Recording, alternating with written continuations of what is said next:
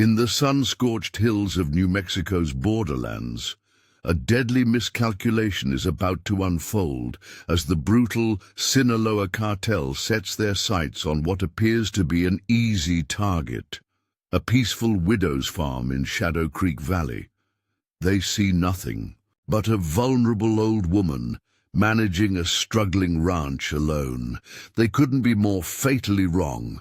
What they don't know is that her 3 sons are among the most lethal Force Recon Marines in U.S. military history, and they're about to teach the cartel why you never threaten a Marine's family.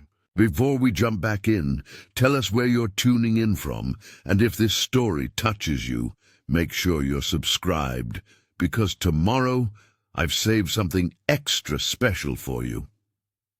Grace McKenna stood on her weathered front porch, her silver hair catching the last golden rays of the setting sun. At 68, she still maintained the ranch with the same determination that had helped her raise 3 boys alone after losing her husband 2 decades ago. Her calloused hands gripped the porch railing as she watched unfamiliar black SUVs cruise slowly past her property for the 3rd time that week. Her neighbor, Tom Reeves, had warned her about what was happening in the valley.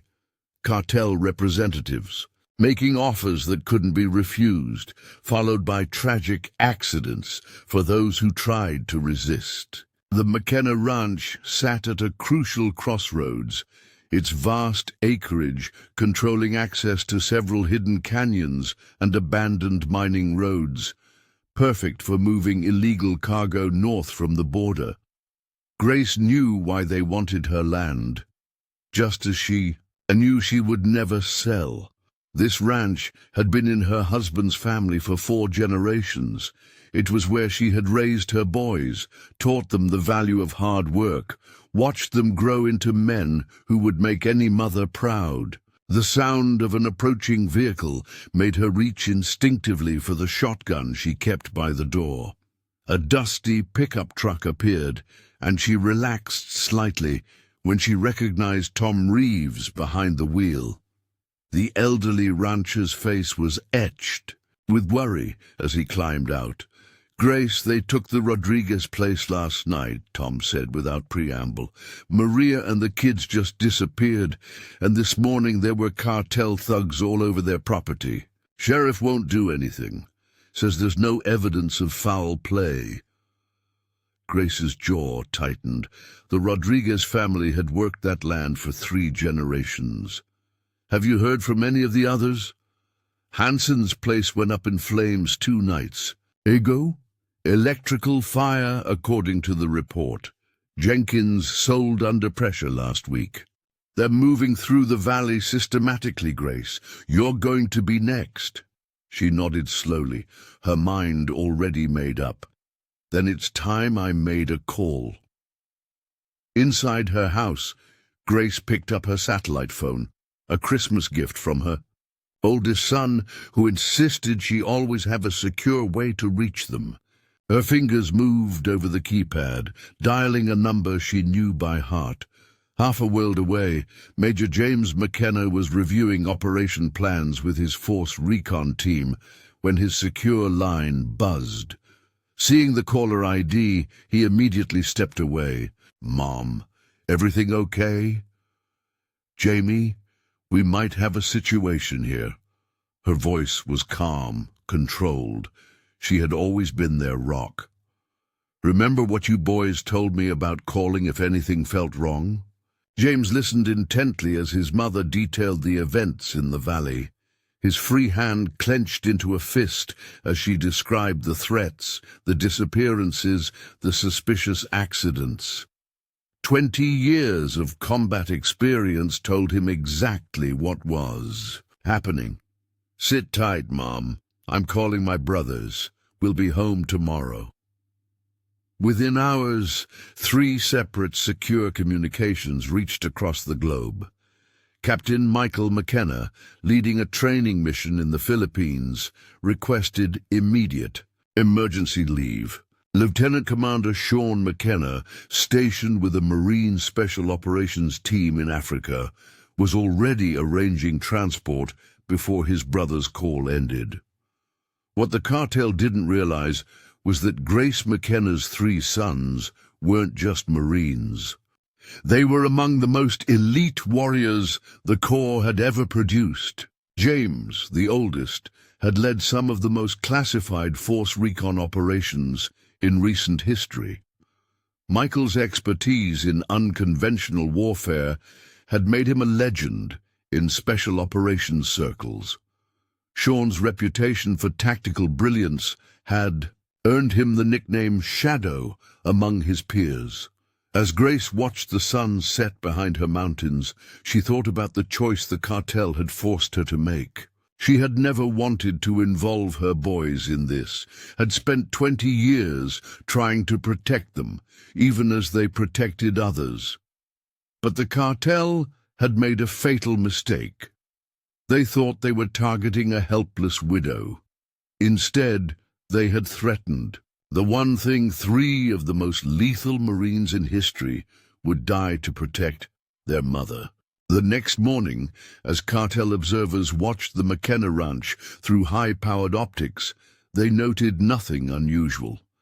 Just an aging woman going about her daily chores, tending to her horses, checking her fences. They didn't notice the subtle changes in her routine, the careful way she moved between buildings, always maintaining cover. They didn't realize she was buying time, following protocols her sons had drilled into her years ago. They certainly didn't notice the 3 separate contrails high above the valley as military transport aircraft delivered their cargo to different locations. They had no way of knowing that with each passing hour, 3 of the deadliest warriors in the U.S. military were converging on Shadow Creek Valley. By sunset, the cartel would learn the hard way that some families you don't threaten, some bonds you don't test, and some Marines you don't want to make angry. As Grace McKenna prepared dinner that evening, she smiled softly to herself. The cartel thought they were dealing with a vulnerable old woman. They were about to discover that this widow's sons had inherited their mother's iron will, their father's fighting spirit, and 2 decades of combat experience that was about to be unleashed in defense of family and home. The first sign that something had changed came in the pre-dawn hours, when cartel observers stationed in the hills noted 3 anomalies in their surveillance routine. Their radio communications experienced brief, inexplicable interruptions. Their thermal imaging equipment picked up and lost phantom heat signatures. Most disturbingly, men who had spent years learning to spot danger suddenly felt like they were the ones being watched. Inside the McKenna ranch house, Grace listened to the familiar sounds of her sons preparing for war. James, her oldest, meticulously cleaned a customized M4 carbine while studying detailed satellite imagery of the valley. Michael used encrypted communications to coordinate with trusted contacts in military intelligence, gathering information on cartel movements. Sean, the youngest, had already disappeared into the darkness, setting up a network of surveillance equipment that would turn their family ranch into an electronic fortress. Mom's room becomes the command center, James decided, his voice carrying the quiet authority that had led men through countless classified missions. Best sight lines, multiple escape routes, and we can fortify it without visible external changes. Michael nodded, his fingers moving swiftly over his laptop. Already got drone footage of their observation posts. 15 men in the hills. Another 20 staging at the Rodriguez place. They're professional, ex-military mostly. Someone's invested serious resources. Good, Sean's voice crackled through their encrypted radios. Professionals will understand what's happening to them. Makes the message clearer. Grace watched her sons work, marveling at how the boys she'd raised had become these precise, lethal men. James, who had once spent hours building tree forts, now analyzed terrain with the eyes of a combat veteran. Michael, her gentle middle child, who had rescued every stray animal in the valley, moved with the controlled grace of a predator.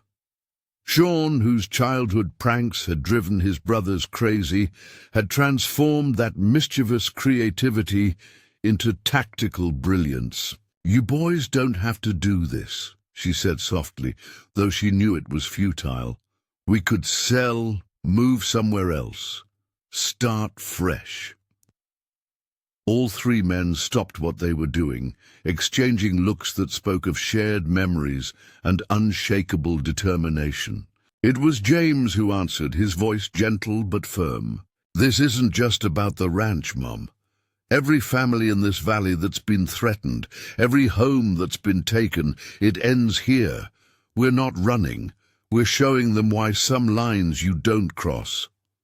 Preparing and narrating this story took us a lot of time.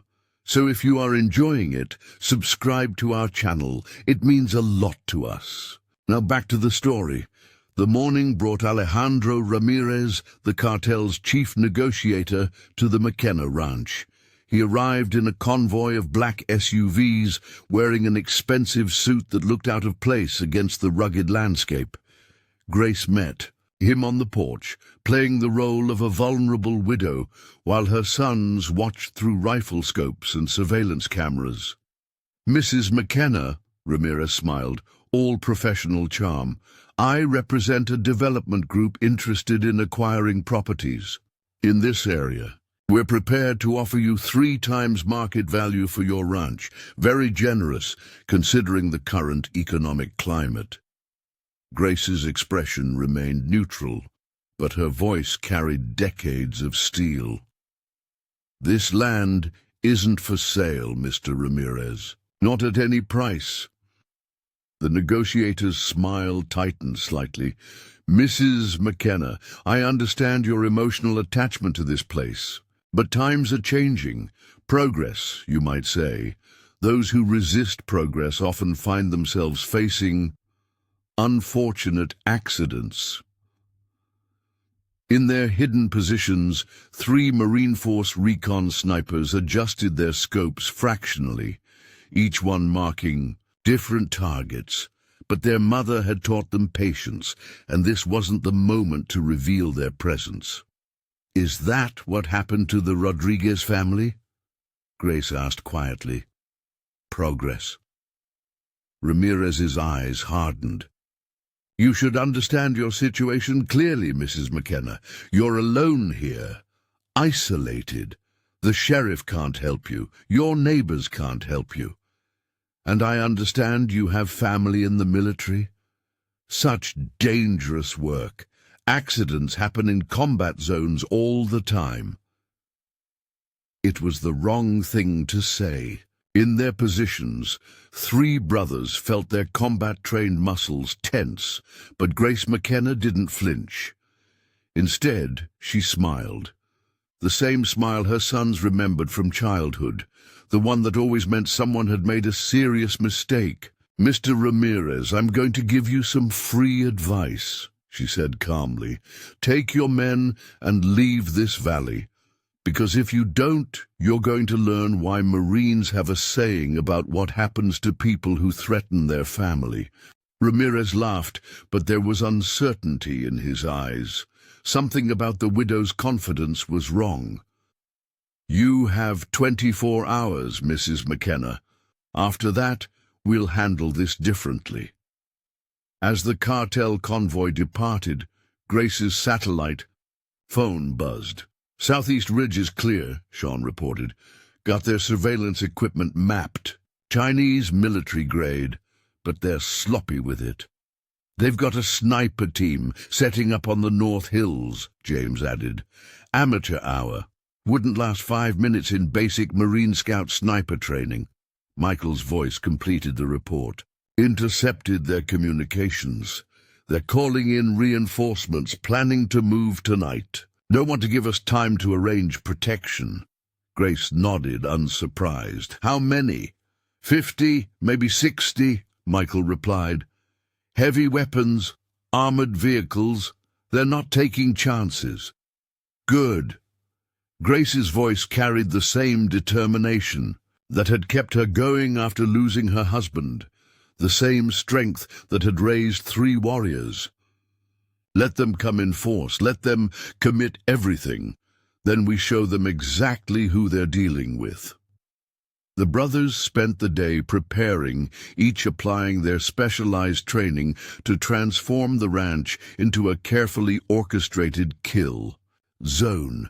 James, drawing on years of Force Recon experience, established overlapping fields of fire and prepared fallback positions. Michael rigged the outlying buildings with surveillance equipment and motion sensors, creating a digital web that would track every movement. Sean disappeared into the landscape, setting up hidden observation posts and communication relays that would give them total battlefield awareness. But it was Grace who provided the element their military training couldn't account for. Perfect knowledge of the land. She had spent 30 years learning every quirk of the terrain, every hidden wash and box canyon. Now she helped her sons turn that knowledge into a tactical advantage. "The wash here floods with any significant rainfall," she pointed out on their tactical map.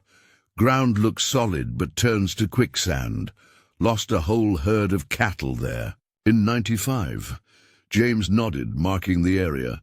"Perfect place to force their vehicles if they try to flank us from the east." "There's a cave system in the North Ridge," she continued. "Local kids used to claim it was haunted because of the way sound carries through it.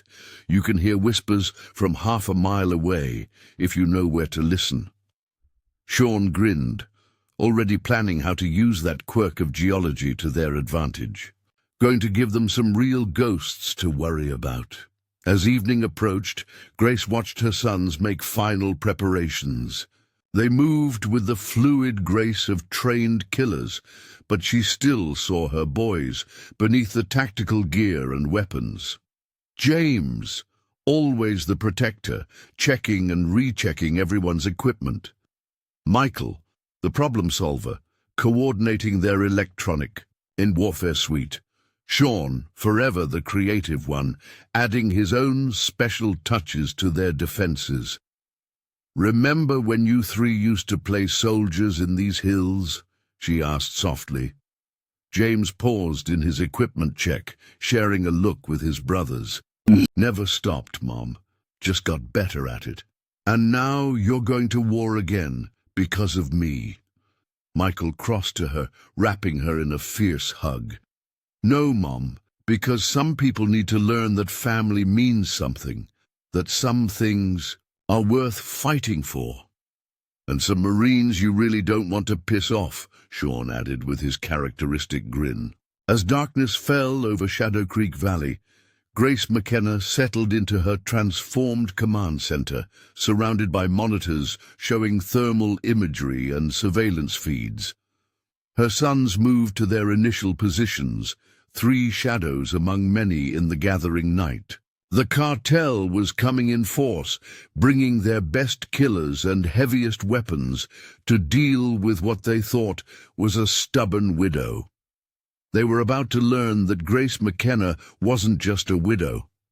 She was a Marine mom, and her sons were coming, home with 20 years of combat experience and one simple mission: teach the cartel why threatening their mother was the last mistake they would ever make.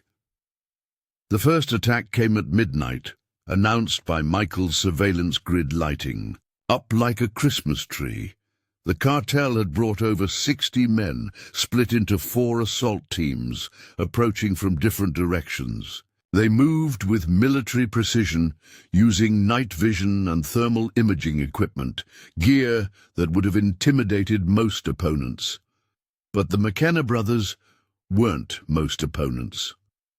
Contact east, Sean's voice whispered through their encrypted comms. 20-man element using classic pincer movement. These guys have training. Mexican Special Forces tactics, James confirmed from his position. Looks like they bought some experience. Weapons check. They're carrying M4s with thermal optics. Someone's bankrolling this operation heavily. Grace watched through the command center's monitors as red dots representing hostile forces converged. On their position, her boys had taught her enough about tactical displays to understand what she was seeing. The cartel was executing a textbook military assault. Unfortunately for them, they were using it against 3 men who had written new chapters in that textbook. "Mom," Michael's voice came through her headset. "Time to light up the welcome party." Grace smiled, her fingers moving to the control panel they'd set up. Across the ranch, carefully positioned lights blazed to life, completely disrupting the attackers' night vision equipment. Simultaneously, hidden speakers began broadcasting a cacophony of sounds, cattle, coyotes, and other natural noises that played havoc with their sound-based coordination. "That's my cue," Sean chuckled. The youngest McKenna brother had always loved creating chaos, and now he put that talent to lethal use. His first shot didn't target any cartel members. Instead, it precisely struck their communication relay, cutting off their ability to coordinate between teams. The cartel forces responded with professional discipline, shifting to backup frequencies. But Michael, the family's electronic warfare expert, was waiting for exactly that. "Launching signal interference now," he reported calmly. "They're about to lose all tactical communications, switching to Phase 2. James, who had spent years leading Marine Force Recon teams through the world's most dangerous environments, watched the cartel forces' formation begin to fragment. Without communications, and with their expensive night vision equipment rendered useless, they were falling back on basic training, exactly as planned. "They're moving into the channeling zones," he reported. "Time to show them why you don't mess with a Marine family." The first real casualties came when the Eastern Assault Team tried to advance through what appeared to be solid ground.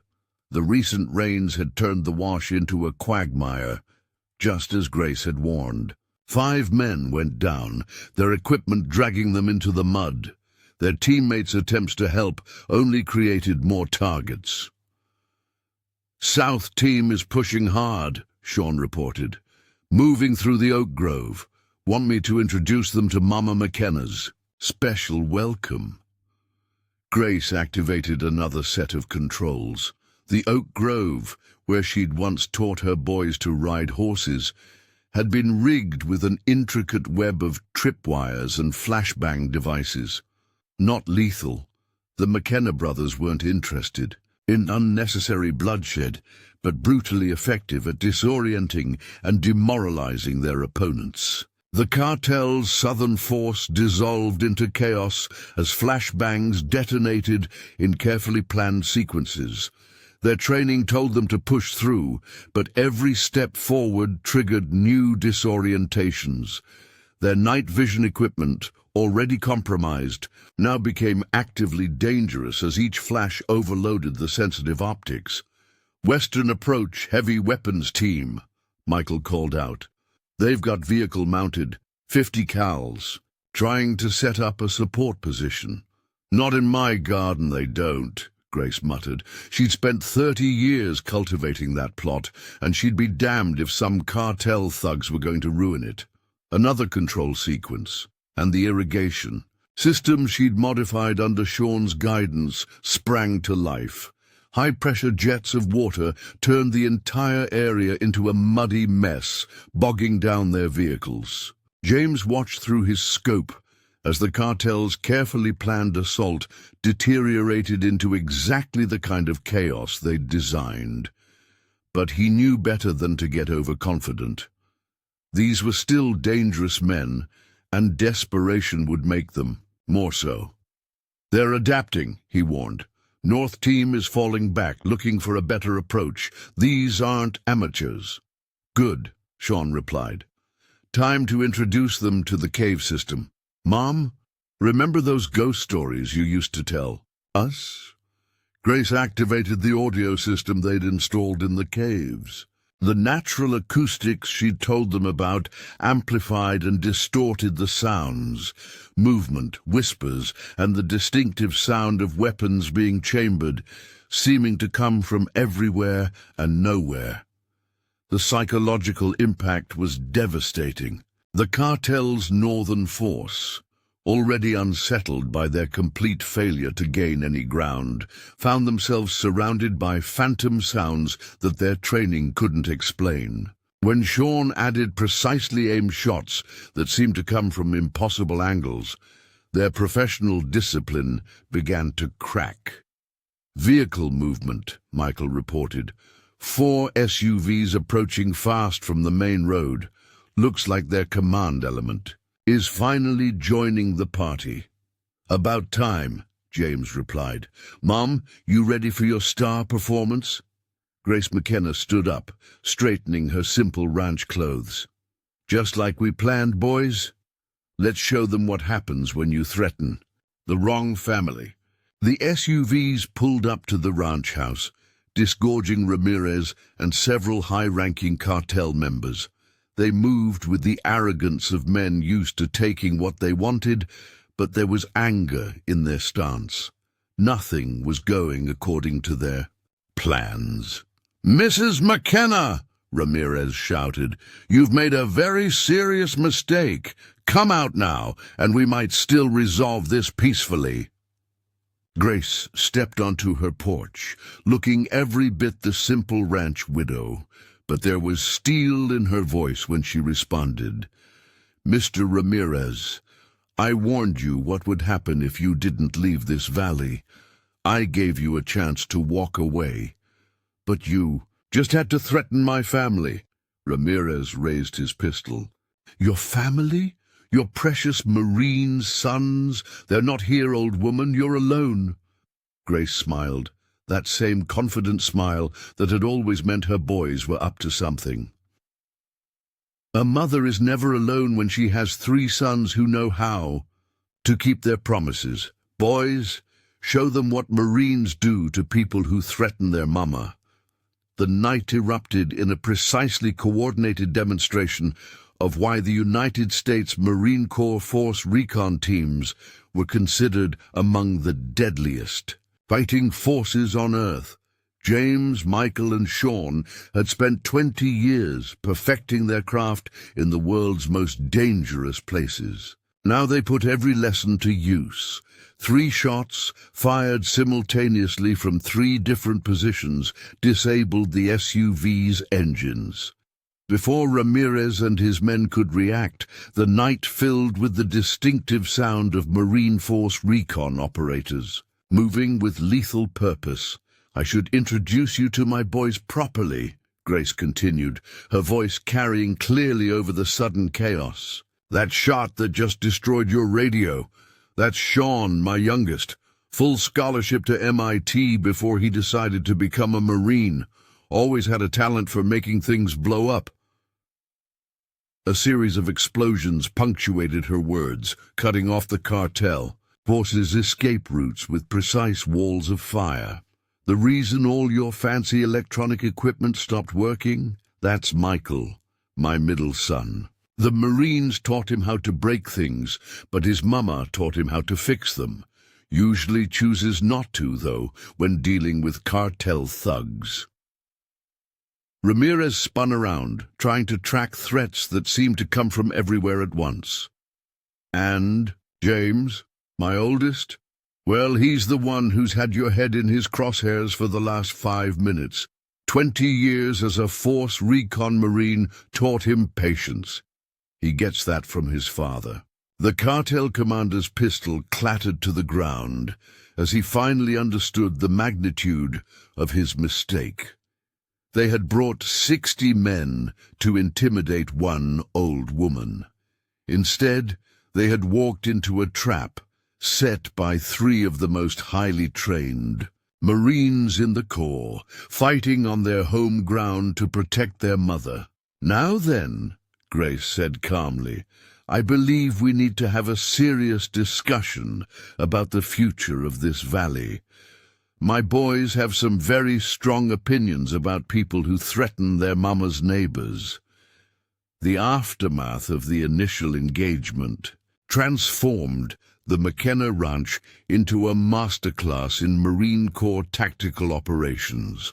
As dawn approached, James, Michael, and Sean systematically secured their captured opponents, treating injuries with professional efficiency while establishing a temporary holding area under their mother's watchful eye.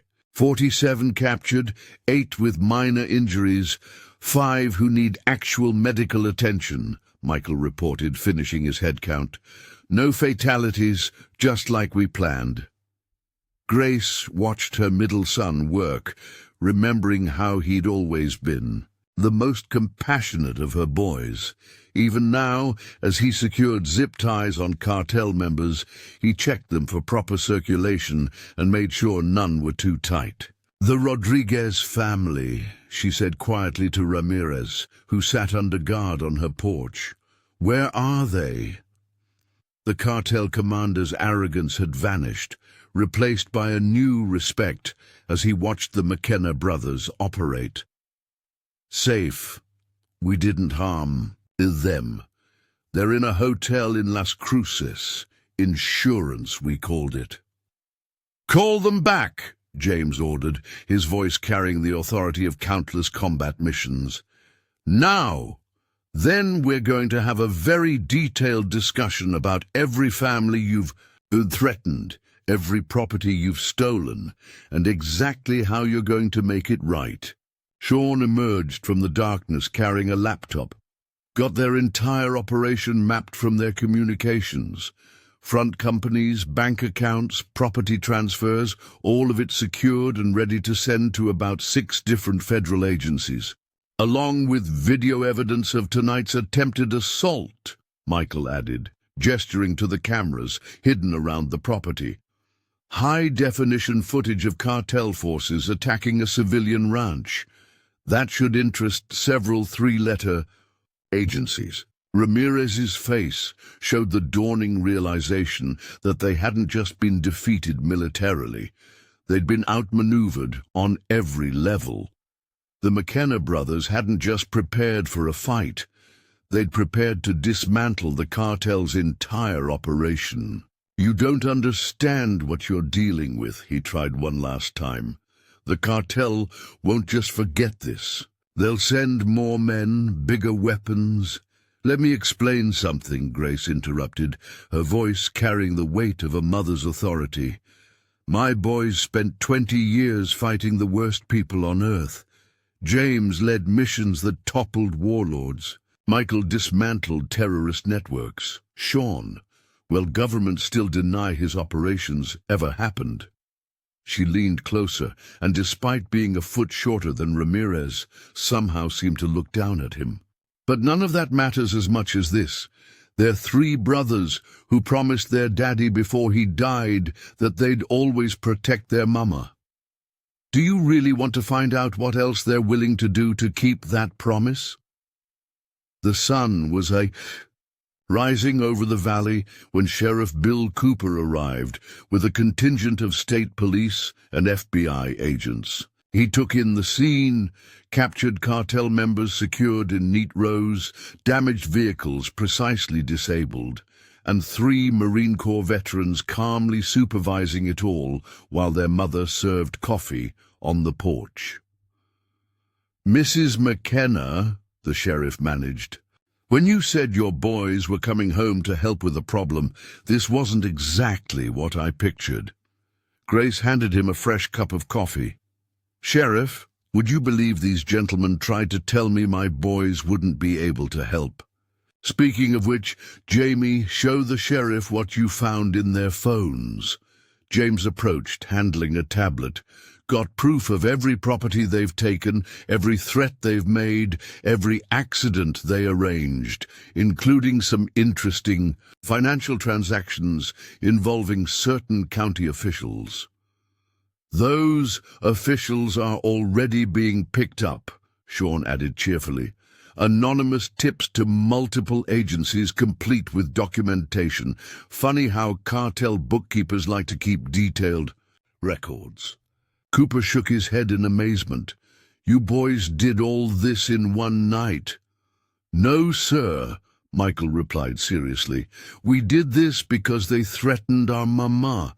The rest of it, dismantling their operation, securing evidence, coordinating with federal agencies, that's just what Marines do when we decide to complete the mission."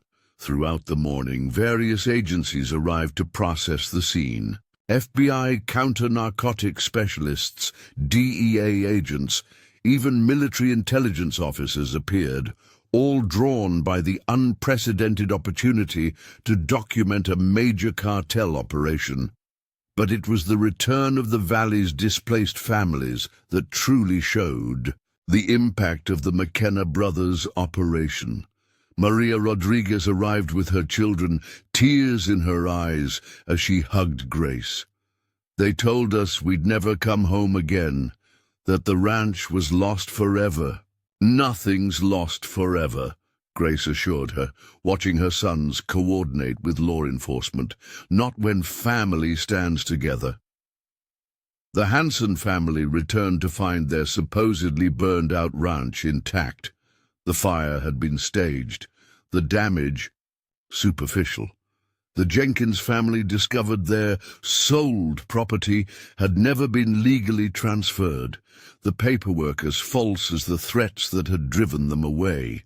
By afternoon, the cartel members had been transported to federal custody, their elaborate operation exposed and dismantled. But the McKenna brothers weren't finished. They gathered the Valley's returning families in their mother's living room for what Grace recognized as a mission briefing. "What happened here isn't over," James explained, his tactical experience evident in his planning. "The cartel will try to return, maybe not tomorrow, maybe not next month, but they'll try. Which is why we're going to teach you what our mama taught us," Michael continued. "How to stand together, how to protect each other." Sean pulled up detailed maps on his laptop, starting with a new valley-wide communication network. Simple stuff. Radios, cameras, motion sensors, anything unusual gets reported, everyone responds. The gathered families listened intently as 3 Marine Corps veterans laid out a comprehensive security plan. Not based on military force, but on community cooperation, shared responsibility, and the simple principle that had driven the McKenna brothers home: family protecting family. "My boys learned something important in the Marines," Grace told her neighbors. "The strongest defense isn't weapons or tactics. It's people standing together, watching out for each other, refusing to be intimidated. And occasionally having 3 Force Recon Marines show up to ruin a cartel's whole week," Sean added with a grin. The laughter that filled the room carried the relief of people who had found not just safety but strength. The McKenna brothers had done more than drive out the cartel. They had shown their community how to stand together, how to fight back against intimidation. As evening approached, Grace found her sons on the porch, watching the sunset, just like they had as boys. James cleaned his rifle with practiced ease, Michael monitored their new security network on his laptop, and Sean was adding what he called improvements to their defense systems. "Your father would be proud," she said softly. Not just of how you fought, but of why you fought. Had good teachers, James replied, sharing a look with his brothers. Marine Corps taught us how to fight, but you taught us what to fight for. Family, Michael agreed. Not just blood, but everyone who stands together. Speaking of standing together, Sean looked up from his work. Think I'll stick around a while. Valley could use a good communications expert. Security consultant, Michael added. Local. Ranches probably need someone who understands defensive systems. Force protection specialist, James nodded. Might as well make it official. Grace smiled, understanding what her boys were really saying.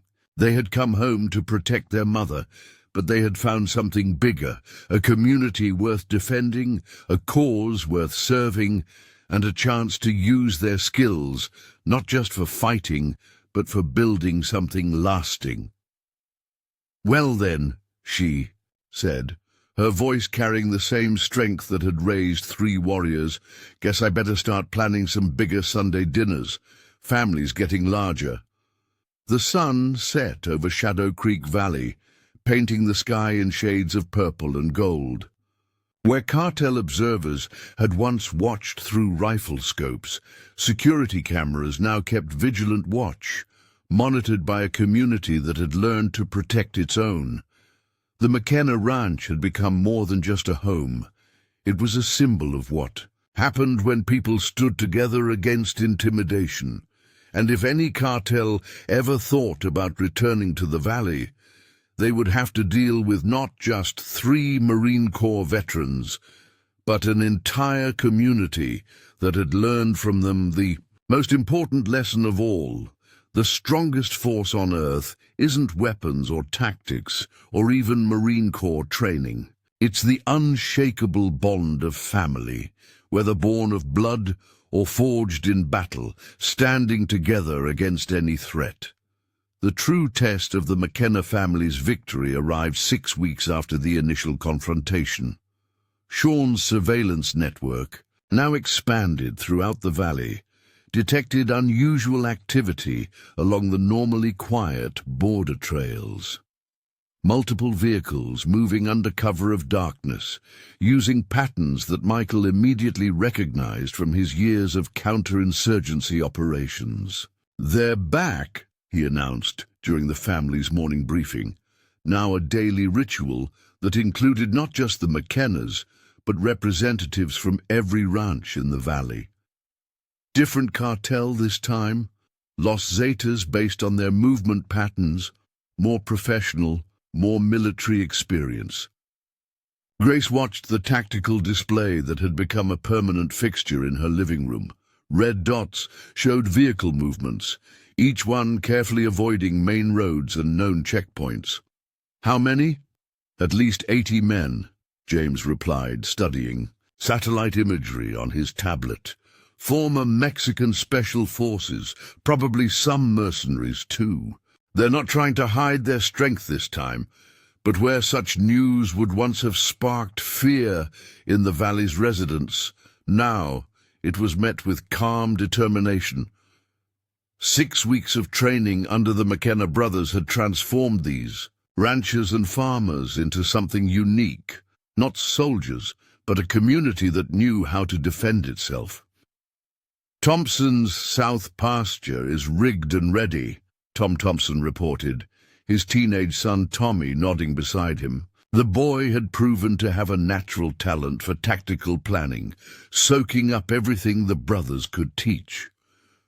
"Motion sensors are in place, and we've got those new automated systems Sean designed." Maria Rodriguez, whose family had been among the first driven out by the previous cartel, pulled up footage from the cameras she monitored. "They're using our old ranch as a staging area, but they don't know about the changes we made when we moved back in." The changes she referred to were part of Michael's valley-wide defensive strategy. Every ranch now featured carefully designed security measures, Not obvious military fortifications, but subtle modifications that could transform peaceful farmland into a tactical nightmare for any attacking force. Time to show them what we've learned, Grace decided, her voice carrying the authority that had guided 3 Marines from boyhood to battle. Jamie, initiate Operation Prairie Fire. James nodded, reaching for their secure communication system. Within minutes, every ranch in the valley began implementing pre-planned protocols. Cattle were moved to block certain access routes. Irrigation systems were adjusted to turn firm ground into impassable mud.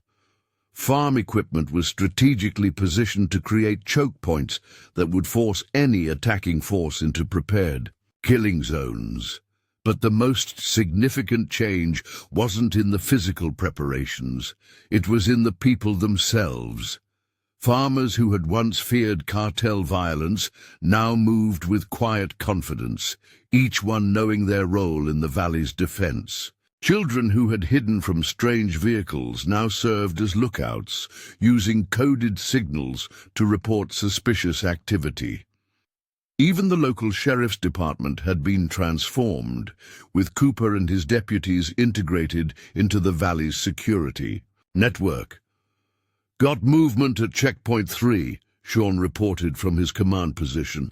They're testing our perimeter, trying to map our security measures. Want me to give them something to think about? Not yet, James replied, his years of Force Recon experience showing in his patience. Let them commit fully. Remember what Mom always said about teaching lasting lessons. Grace smiled at that. Her boys had taken her lessons about patience and persistence, learned during long years of running the ranch alone, and applied them to military strategy. Now they were teaching those same principles to an entire community. The cartel's first serious probe came just before midnight.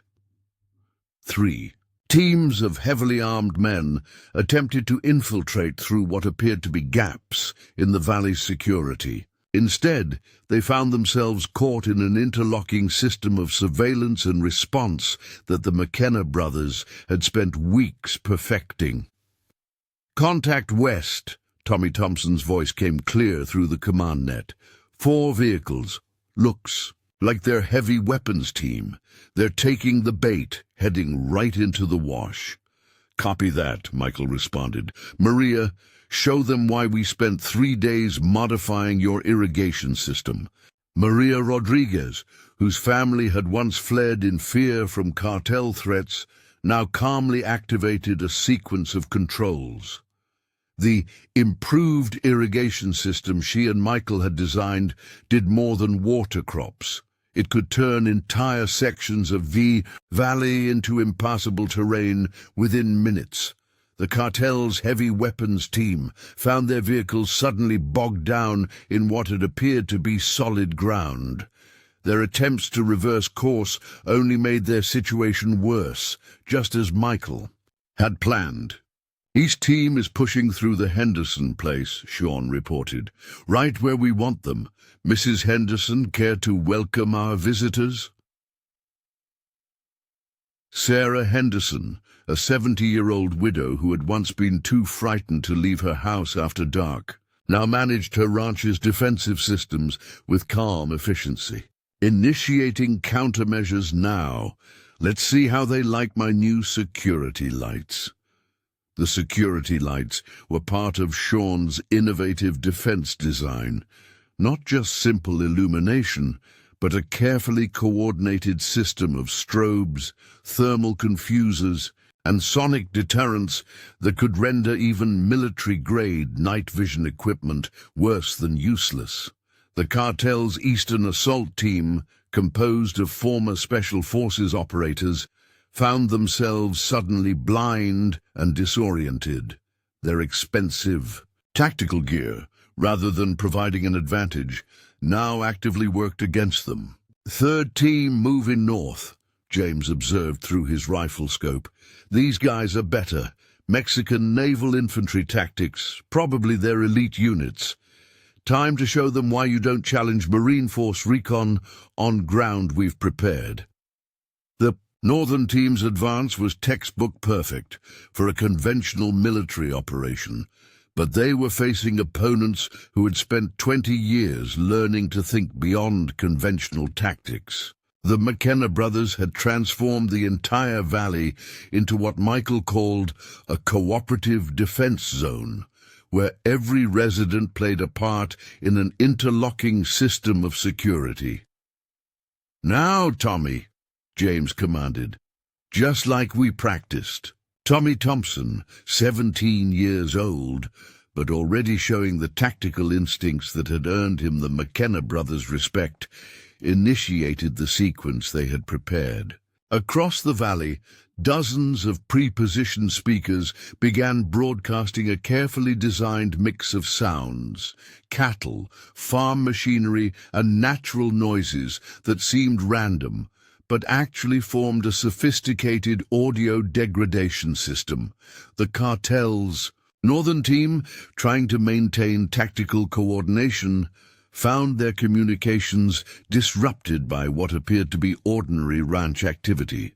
Their attempts to adapt only pushed them further into prepared positions. "They're splitting up," Michael noted with professional satisfaction, "losing unit cohesion. Sean, I think it's time for the special surprise we set up last week." Sean's special surprise demonstrated why he had earned a reputation for creative tactical solutions in the Marine Corps.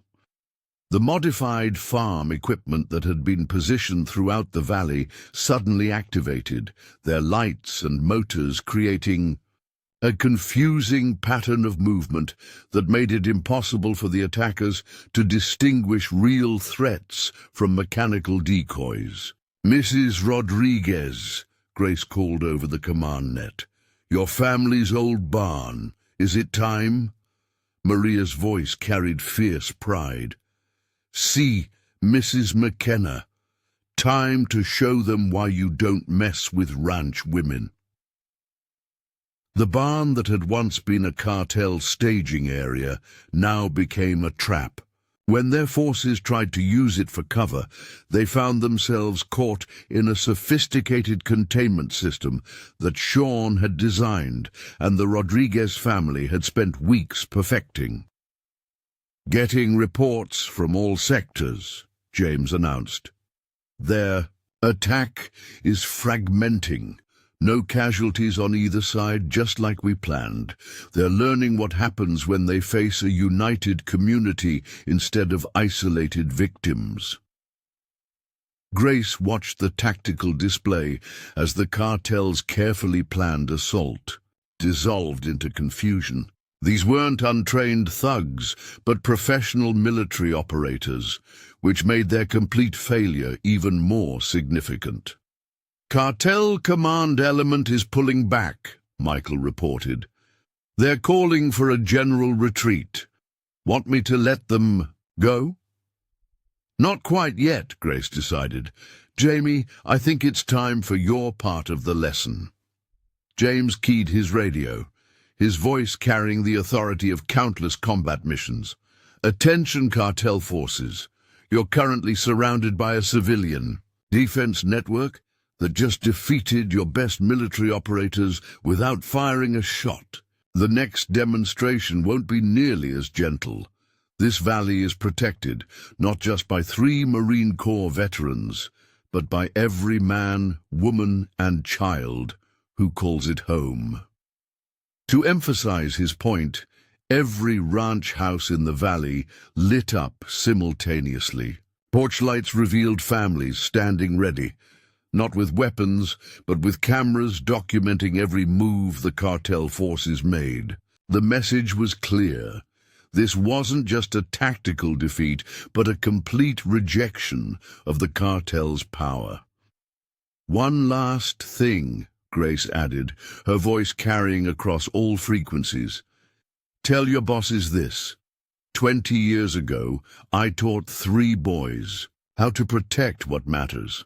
Now they've taught an entire valley to do the same. Come back again, and you won't be facing just 3 Marines. You'll be facing every person who's learned what real strength means.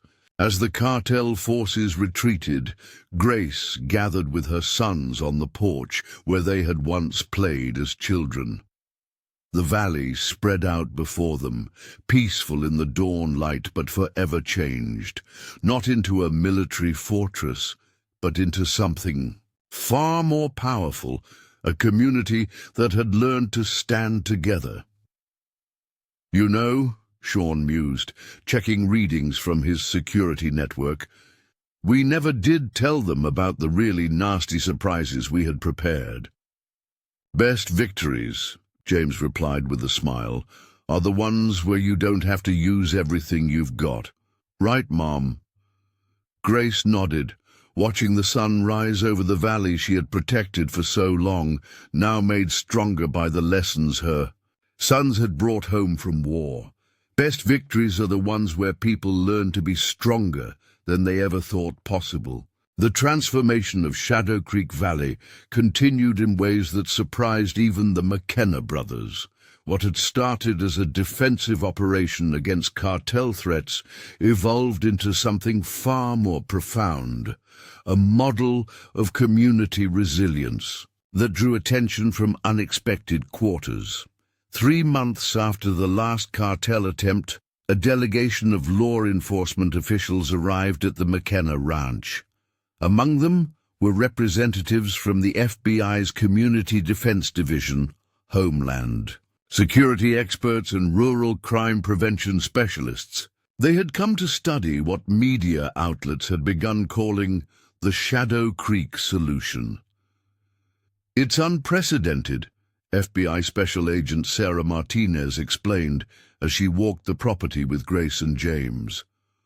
"A rural community successfully repelling organized crime without turning into an armed camp. You've created something unique here." James watched a group of local teenagers practicing surveillance techniques under Sean's guidance. His youngest brother had turned out to be a natural teacher, transforming complex military concepts into practical skills that civilians could master. The key was understanding that military tactics alone weren't the answer, James explained. "Mom taught us that years ago, real strength comes from people working together." Across the valley, that philosophy had taken root in remarkable ways. The Rodriguez family's ranch had become a communications hub, with Maria teaching other families the integrated alert system Michael had designed. The Hanson property, once nearly destroyed by cartel-arranged fires, now hosted regular community defense training sessions. But it was Tommy Thompson's initiative that truly showcased how far the valley had come. The teenager had developed a youth program that combined ranch skills with security awareness, teaching young people to be alert without being afraid. "See that?" Grace pointed to where Tommy was leading a group of kids on horseback patrol. "They're not learning to be soldiers. They're learning to be guardians, protecting their home by being smart, being aware, and working together." The visiting officials were particularly interested in Michael's innovative approach to community defense. Instead of traditional security measures, he had helped families develop what he called cooperative resilience networks, systems that turned normal ranch activities into powerful defensive tools. "Take the Henderson place," Michael demonstrated, pulling up displays on his laptop. "Their cattle rotation schedule isn't just about grazing. It's a sophisticated pattern that naturally blocks certain approach routes at specific times. Mrs. Henderson's prize bulls are better than any security fence." And more importantly, Grace added with pride, "Every part of our defense comes from the community itself. We're not imposing military solutions. We're helping people discover their own strength." Sean's contribution had been equally innovative. The valley's new communication network wasn't just about security. It had become a way for families to support each other in everything from agricultural challenges to medical emergencies. Last week, Sean explained to the visiting experts, the network helped coordinate an emergency response when the Wilson kids got lost in the hills. Every ranch family knew exactly what to do, working together like they'd practiced for years, because they had. But the most powerful demonstration came unexpectedly during the officials' visit. Tommy's surveillance team spotted unusual movement. Along the border, potential smugglers testing the valley's defenses. Instead of panic or military response, the community's reaction showcased exactly what made their system unique. Ranch families calmly implemented their practiced protocols. Children moved to designated safe areas without fear or confusion. The entire valley shifted into a defensive posture that appeared, to any outside observer, like nothing more than normal agricultural activity. "Watch this," James told the observers, pointing to his tactical display. "No weapons, no confrontation, just people working together to make their home impossible to infiltrate." The potential threat literally found itself herded away from the valley by a combination of moved cattle, strategic irrigation, and the simple presence of alert, coordinated residents going about their daily routines. "That's what they never understood," Grace explained to the amazed officials. "The cartels thought they could intimidate us because they only saw isolated families. They never realized that threatening one of us would unite all of us." The visiting experts spent days documenting the valley's transformation. They were particularly impressed by how the McKenna brothers had adapted their military expertise into something entirely civilian in nature. "You've created a template that could revolutionize rural community defense," Agent Martinez observed. "Not by militarizing civilians, but by helping them recognize and organize their natural strengths." The impact extended beyond security. The valley's unity had brought unexpected economic benefits. Farms and ranches that had once struggled, individually now cooperated in ways that made them all stronger. The Rodriguez family's organic produce operation, Michael pointed out, now supplies half the state, because instead of each ranch trying to handle distribution alone, they're working together. The same network that keeps us safe also keeps us prosperous. Even the local youth, once eager to leave for bigger opportunities, were finding new reasons to stay. Tommy Thompson had already announced his intention to study agricultural security systems in college, a field that hadn't existed before the valley's transformation. "That's the real victory," Grace told her sons as they watched the officials depart, not just protecting our home, but creating something worth protecting, something that grows stronger with each generation. The McKenna brothers had brought their military expertise home to defend their mother's ranch, but in doing so, they had helped create something far more powerful than any tactical operation, a community that had discovered its own strength. "You know what this reminds me of?" Sean mused, watching the sunset from their porch. "That story Mom used to tell us about the 3 sticks. Grace smiled, remembering. "One stick breaks easily, but 3 together are unbreakable," James finished.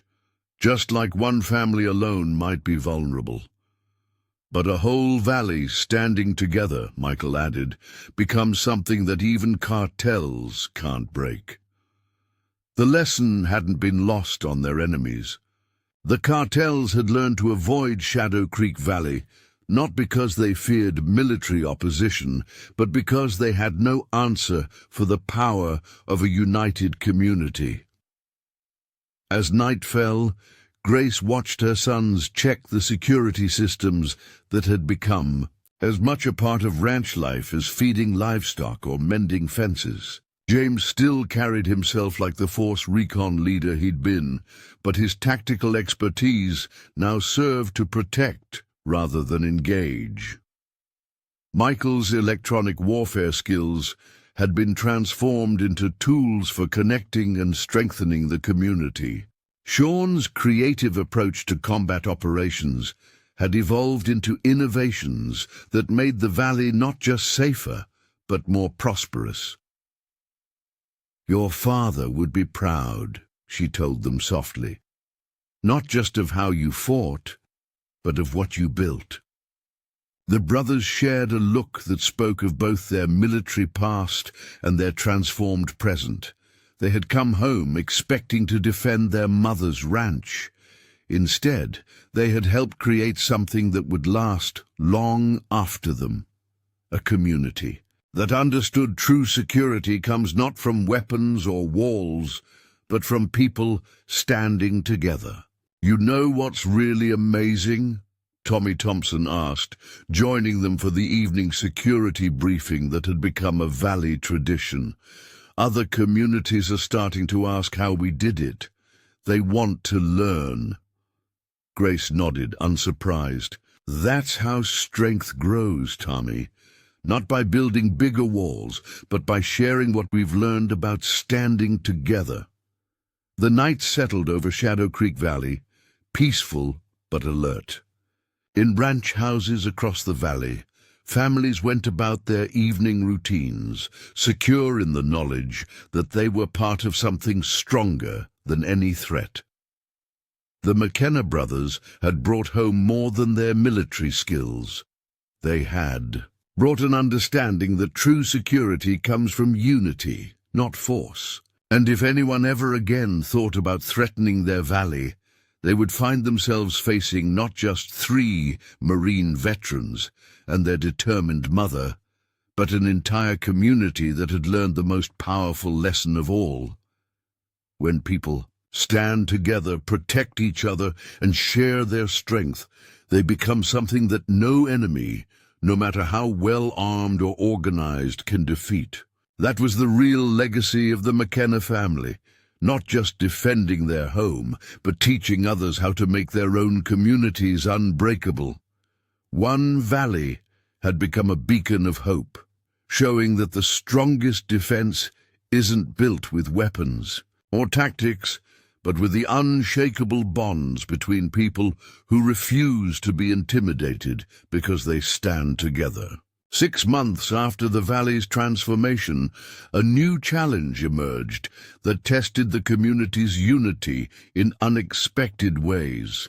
A massive drought hit the region, threatening the ranches and farms that formed the backbone of their security network. But what could have been a crisis instead demonstrated how far the valley had come. "Natural disasters can do what cartels couldn't," Michael observed during an emergency community meeting at the McKenna Ranch. "Break communities apart when resources get scarce." Grace watched her middle son pull up weather data on the command center's main screen. The same system they'd used to track cartel movements now monitored approaching dust storms and water tables. "Then we show them how Marines adapt their mission to changing conditions."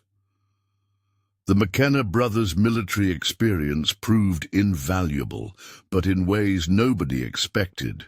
James's logistics expertise, honed through years of Force Recon operations, helped coordinate water sharing between ranches. Michael's electronic warfare background translated into sophisticated monitoring systems for the valley's depleted aquifers. Sean's tactical creativity found new ways to protect and maximize dwindling resources. "Look at this," Sean explained to the gathered families, displaying his latest innovation. "We can modify our security sensor network to monitor soil moisture levels. Every ranch shares data, so we all know where water's needed most. Maria Rodriguez, who had once fled cartel violence, now stood proudly explaining how her family's generations of farming knowledge could help everyone survive.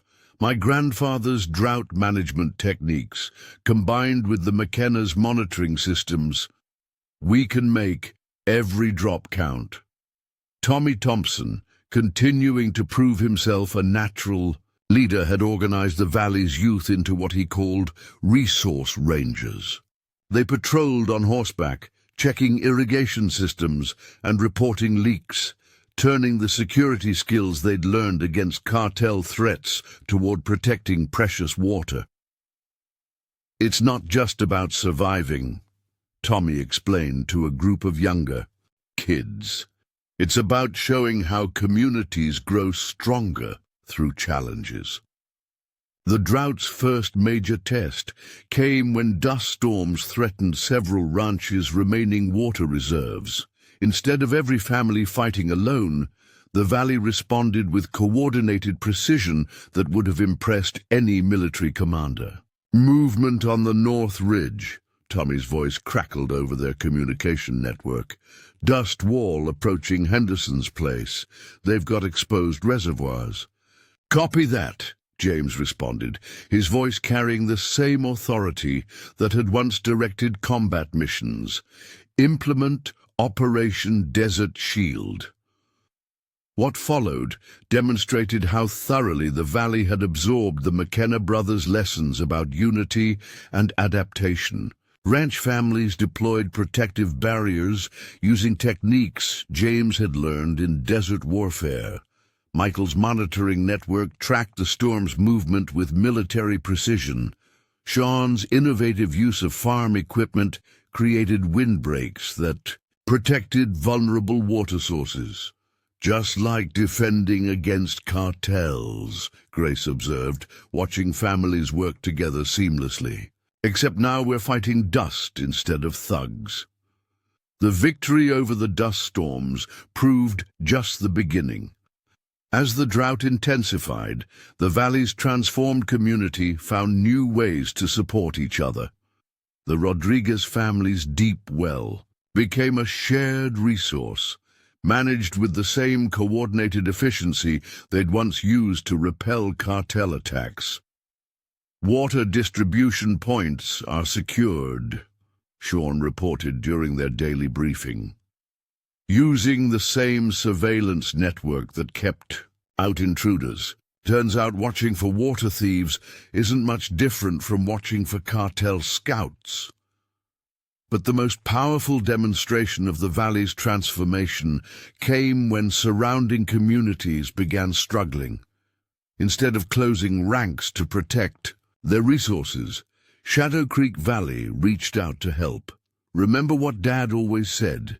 James asked his brothers as they watched local teenagers teach neighboring ranchers about their water conservation systems. The true measure of strength is how you help others when you're struggling yourself. Grace smiled, remembering her late husband's words. The man who had raised 3 Marine warriors had also taught them the importance of lifting others up. Now those lessons were transforming not just their valley, but the entire region. Got movement at Checkpoint 4, Tommy reported one evening, but it's not cartel this time. Refugees from the Douglas Ranch. Their wells run dry. The response showcased exactly how far the community had come. Within hours, the Douglas family found themselves surrounded not by suspicion, but by support. The same network that had once coordinated defense against cartel attacks now organized water sharing, temporary housing, and long-term solutions. This is what real security looks like, Michael explained to visiting federal officials who had come to study the valley's drought response. Not just protecting what's yours, but building something bigger than yourself. The officials were particularly impressed by how the valley had adapted military-grade technology for civilian crisis management. Sean's monitoring systems, originally designed to track intruders, now helped optimize water usage across thousands of acres. Communication networks that once coordinated defense now managed resource distribution with remarkable efficiency. "You've created something extraordinary," one official observed. "A community that doesn't just survive challenges, it grows stronger through them." The drought's unexpected gift was showing how thoroughly the valley had internalized the McKenna brothers. Lessons about strength through unity. Families that had once lived in fear behind locked doors now coordinated daily to ensure everyone had what they needed. "Watch this," Tommy proudly demonstrated to visiting water management experts. When one ranch's moisture sensors show critical levels, the whole network automatically adjusts. Nobody goes without while others have excess. Grace observed all this from her porch, seeing how her son's military expertise had evolved into something far more powerful than combat skills. James's tactical leadership now guided community cooperation. Michael's electronic warfare knowledge protected and optimized vital resources. Sean's innovative combat solutions had become tools for survival and growth. "You know what's remarkable?" she asked her boys one evening. "The cartels wanted to break us by making us feel powerless. Instead, they forced us to discover power we never knew we had." The drought eventually began to ease, but its lessons remained. Shadow Creek Valley had proven that the same principles that defended against human threats could protect against natural ones. Unity, coordination, and shared purpose made them stronger than any individual ranch could be alone. "Got something interesting to show you," Sean announced during a family dinner. "Remember those satellite images we used to track cartel movements? Look at this." The images showed their valley as an island of green in a brown landscape. Their coordinated water management, combined with shared resources and innovative technology, had helped them weather the worst drought in decades. "But here's the really amazing part," he continued, zooming out. "See these other green patches starting to appear? Other communities adopting our methods. The strength is spreading." Tommy, who had grown from an eager teenager into a respected young leader through these challenges, summed it up best during a community gathering. "The cartels thought they could defeat us by attacking our farms. Mother Nature tested us by threatening our water. But each challenge just showed us something new about our strength." Grace watched her sons interact with the community they'd helped build. James still, carrying himself like the Force Recon leader he'd been, but now leading people toward growth instead of into battle. Michael, whose combat technology expertise had evolved into systems that supported and sustained life. Sean, whose tactical creativity now generated solutions that helped communities thrive. "Your father used to say," she told them softly, "that true strength isn't about being tougher than your challenges. It's about growing through them." The setting sun painted Shadow Creek Valley in shades of gold, highlighting the green fields that proved their resilience. What had started as a military-style defense against cartel threats had evolved into something far more powerful. A community that could face any challenge because they faced it together. And if anyone ever doubted the power of unity and shared purpose, they needed only look at this valley where 3 Marine brothers had come home to protect their mother and ended up helping create something that could weather any storm, natural or human. Because they had learned and taught others, that the strongest force on Earth isn't weapons or tactics or even military training. It's people standing together, growing stronger through every challenge and lifting others up even when times are tough. That was the real legacy of the McKenna family, not just defending their home, but showing how challenges, whether from cartels or nature itself, become opportunities to discover strength you never knew you had. One valley had become a beacon of hope, proving that the most powerful defense isn't built with weapons or walls, but with unshakable bonds between people who refuse to be broken because they stand together. 9 months after the valley's transformation began, a different kind of challenge emerged, one that tested the community's unity in ways no cartel or natural disaster could. A major agribusiness corporation, Vista Agricultural Enterprises, had taken notice of the valley's success during the drought and saw an opportunity. They're offering $20 million for controlling interest in the valley's water rights, James reported during an emergency community meeting, plus guaranteed management positions for any current ranch owners who want to stay on. Grace watched the faces of her neighbors as they absorbed this news. Unlike cartel threats or natural disasters, this challenge came wrapped in legitimate business proposals and promises of prosperity. It was, in many ways, more dangerous than any previous threat. It's not just about the money, Michael added, displaying corporate documents on their command center screens. They've done their research. They know our unified water management system is what got us through the drought. They want the technology, the infrastructure, everything we built together. Sarah Henderson, whose ranch had become a key part of their water distribution network, voiced what many were thinking.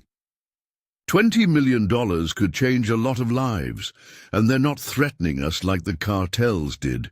They're offering opportunities. This was the moment Grace had been preparing for since her boys came home. Standing before her neighbors, she spoke with the quiet authority that had guided 3 Marines from boyhood to battle. Before we discuss their offer, let me tell you a story. When my boys were young, their father used to take them camping in these hills. One night they found an old arrowhead. Instead of keeping it for himself, my youngest Sean broke it, trying to split it so each brother could have a piece. The gathered families listened intently as Grace continued. Their father wasn't angry. He told them something I've never forgotten. Some things can't be divided without being destroyed. Some treasures only have value when they're shared whole. Tommy Thompson, who had grown into a leader during their struggles, understood first. Like our water management system, it only works because we're all part of it. If we start selling off pieces. Exactly, James confirmed. The corporation's analysts see the technology, the infrastructure. What they don't understand is that our strength isn't in the systems, it's in how we use them together. Michael's analysis revealed a deeper threat. They'll start with water rights, but their long-term plans show a systematic dismantling of everything we've built. Individual contracts to replace community agreements, corporate security instead of neighborhood watch. They want to turn our unity into a commodity they can control. Sean, who had been unusually quiet, finally spoke up. You know what this reminds me of? That mission in Africa, James. Remember? The warlord who couldn't beat the village militarily, so he tried to buy them out one family at a time? James nodded grimly. Divide and conquer. Sometimes the most dangerous weapon isn't a gun, it's a checkbook. But the valley's transformation had gone deeper than anyone realized. Maria Rodriguez, whose family had once fled from cartel threats, now stood to address her neighbors with fierce pride. My grandfather used to say that real wealth isn't what you can sell, it's what sustains you. This valley sustains us, not just with water or crops, but with something more precious: unity, purpose, dignity. Tom Thompson, Tommy's father, added his voice. 20 million sounds like a lot, but divide it up, factor in corporate control, and what do we really get? The right to work as employees on land our families have owned for generations. The discussion continued late into the night, but it wasn't the tense debate the corporation's negotiators had hoped for. Instead, it became a celebration of everything the community had built together.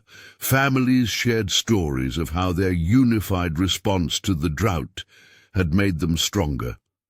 Young people talked about futures they now saw in the valley, futures that combined traditional ranching with innovative technology and community cooperation.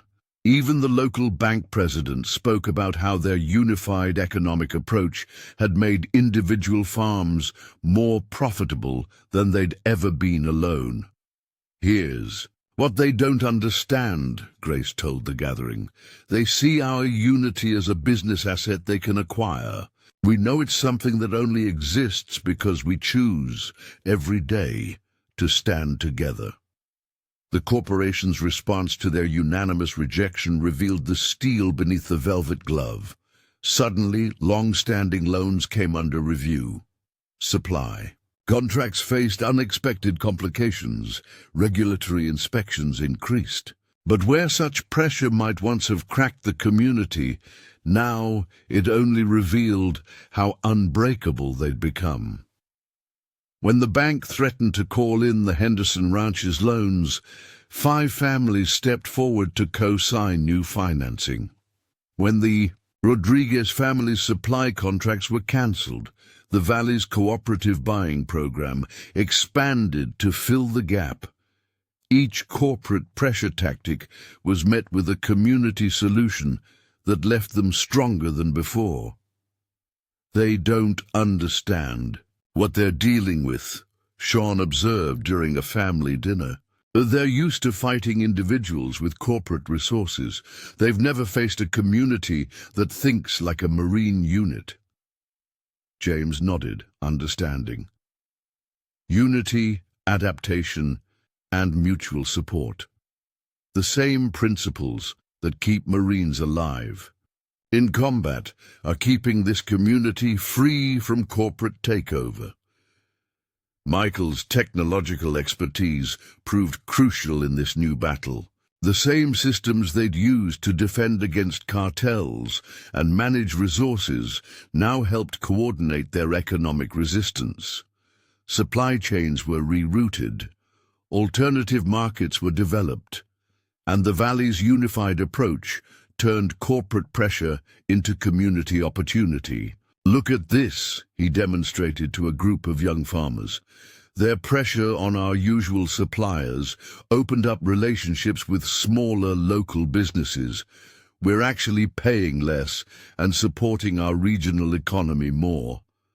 Tommy Thompson, always quick to see opportunities in challenges, had organized the Valley's youth into what he called the Future Farmers Tech Corps. They combined traditional agricultural knowledge with innovative technology, creating solutions that made their community more self-sufficient. "They thought they could buy our water rights," Tommy explained to visiting agricultural students. "Instead, they forced us to develop better water management systems that we own and control ourselves." The corporation's biggest miscalculation was in not understanding the depth of the Valley's transformation. They saw profitable farms and innovative technology. What they missed was the unbreakable spirit that had developed through facing cartels, surviving drought, and choosing again and again to stand together. "You know what's really remarkable?" Grace asked her sons one evening. "Every challenge we've faced, cartels, drought, corporate takeover, has tried to divide us. And each time we've grown stronger by standing together. The McKenna brothers watched the sunset from their mother's porch, each reflecting on how their military experience had evolved to serve a different kind of mission. James's leadership now protected community independence rather than territorial security. Michael's technical skills preserved economic freedom instead of tactical advantage. Sean's innovative thinking created solutions for sustainable growth rather than combat effectiveness. Remember what Dad used to say about the difference between price and value? Sean asked his brothers. Price is what someone's willing to pay. Value is what you're not willing to sell. Grace smiled, hearing her late husband's wisdom in her son's words. The man who had raised 3 Marine warriors had also taught them that the most important battles aren't always fought with weapons. As night fell over Shadow Creek Valley, the lights of ranch houses twinkled like stars fallen to earth. In each home, families who had faced down cartels, weathered drought and resisted corporate takeover, went about their evening routines. They were secure in the knowledge that they were part of something stronger than any threat. A community that had learned the true meaning of wealth isn't measured in dollars, but in the bonds between people who choose to stand together. And if anyone ever doubted the power of unity against corporate pressure, they needed only look at this valley where 3 Marine brothers had come home to protect their mother, and ended up helping create something that no amount of money could buy. A community that grew stronger with every challenge because they faced it together. That was the lasting legacy of the McKenna family, not just defending their home, but showing that true wealth isn't in resources you can sell, but in bonds you choose to keep. One valley had become a beacon of hope, proving that the strongest defense against any threat, whether it comes with guns or checkbooks, is people who know their real value lies not in what they own, but in how they stand together. The true impact of Shadow Creek Valley's transformation became evident 1 year after the McKenna brothers' return home, when their story captured national attention. A major news network arrived to document what they called the American Valley, a community that had defeated cartels, survived natural disasters, and resisted corporate takeover through unity and innovation. But that's not the real story, Grace told the network's lead reporter during an interview on their porch. The real story is what happens after you learn to stand together, how you grow, how you build, how you lift others up. The evidence of that growth was visible throughout the valley. The Rodriguez family's farm had become an agricultural teaching center, where Maria shared both traditional farming wisdom and the innovative techniques they'd developed during the drought. Students from agricultural colleges across the country came to study their integrated water management systems. "We're not just teaching farming," Maria explained to a group of visitors. "We're teaching community, how to turn individual farms into cooperative networks that make everyone stronger." Tommy Thompson, now preparing for college, had developed his youth program into something remarkable. The Future Farmers Tech Corps had expanded beyond the valley, teaching other rural communities how to combine traditional skills with modern technology and cooperative defense. "It's about more than protecting what you have," Tommy told the cameras. "It's about building something worth protecting, then helping others do the same." The McKenna brothers watched this evolution with pride, seeing how their military expertise had been transformed into tools for growth and community development. James's tactical leadership now guided cooperative farming initiatives. Michael's electronic warfare knowledge had become systems for resource optimization and economic cooperation. Sean's combat innovations had evolved into solutions for sustainable community development. "You know what's really amazing?" Sean mused during a family dinner. "We came home thinking we needed to teach people how to fight. Instead, we learned how to build." The network's cameras captured daily life in the valley, showing how thoroughly the community had integrated their defensive measures into normal routines. Cattle rotations that once confused cartel observers now optimized grazing patterns. Surveillance systems that had tracked threats now monitored crop health and water usage. Communication networks originally designed for security now coordinated everything from harvest schedules to community events. But the most powerful footage came from unexpected moments, like when a neighboring community's harvest was threatened by equipment failure, and the entire valley mobilized to help. The same coordination that had once repelled cartel attacks now deployed combines and trucks with military precision. "That's what they don't understand," Grace explained to the reporter. "Real strength isn't in how well you fight. It's in how well you help others." The story took an unexpected turn when the network discovered something remarkable about the valley's influence. Other communities, inspired by their example, had begun developing their own cooperative networks. The McKenna brothers found themselves invited to speak at rural development conferences, sharing how military principles of unity and adaptation could transform civilian communities. "It's not about turning farmers into soldiers," James explained during one presentation.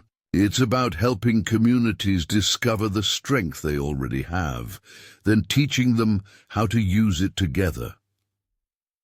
Michael's technological innovations had spread far beyond their original security purposes. His integrated monitoring systems, designed to detect cartel movements, had evolved into a platform for agricultural cooperation that was being adopted across the region. "The best technology," he told a group of agricultural technology developers, "isn't what makes people dependent on it, it's what helps them work better together." Sean's creative approach to defense had perhaps the most surprising impact. His methods for turning normal ranch activities into security measures had become a model for community resilience, studied by emergency management agencies and rural development experts. "The key is understanding that every challenge has hidden opportunities," he explained. "Just like every ranch tool can serve multiple purposes if you're creative enough." Grace watched all this with the quiet pride of a mother who had raised not just warriors, but builders.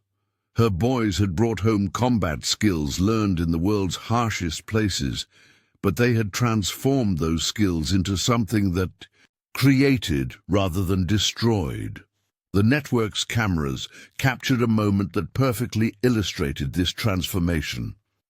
A group of young ranchers was learning how to use the valley's integrated communication system. The same technology that had once coordinated defense against cartel attacks now helped them manage shared resources and support each other's operations. "See, the real power isn't in the technology," Tommy explained to his peers. "It's in how we choose to use it together." The story reached its emotional peak when the network interviewed families from neighboring valleys who had initially been skeptical of the Shadow Creek approach. Their testimonies revealed how the McKenna Valley's example had changed their perspective on community and cooperation. "We used to think strength meant standing alone," one rancher admitted. "They showed us that real strength comes from standing together."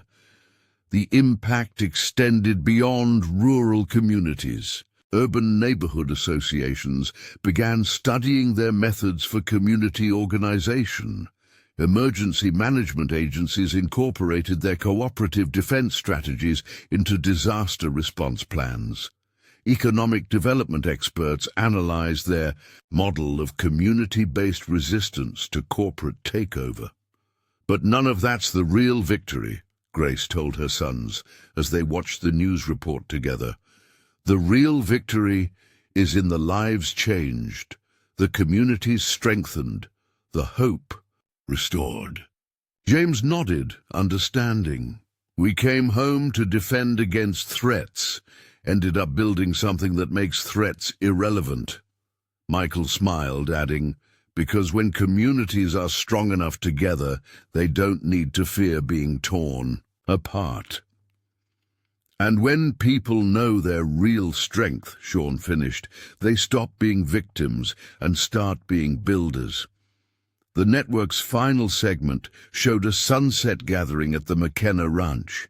Families from across the valley shared meals and stories, while children played under the watchful eyes of a community that had learned to be vigilant without being fearful.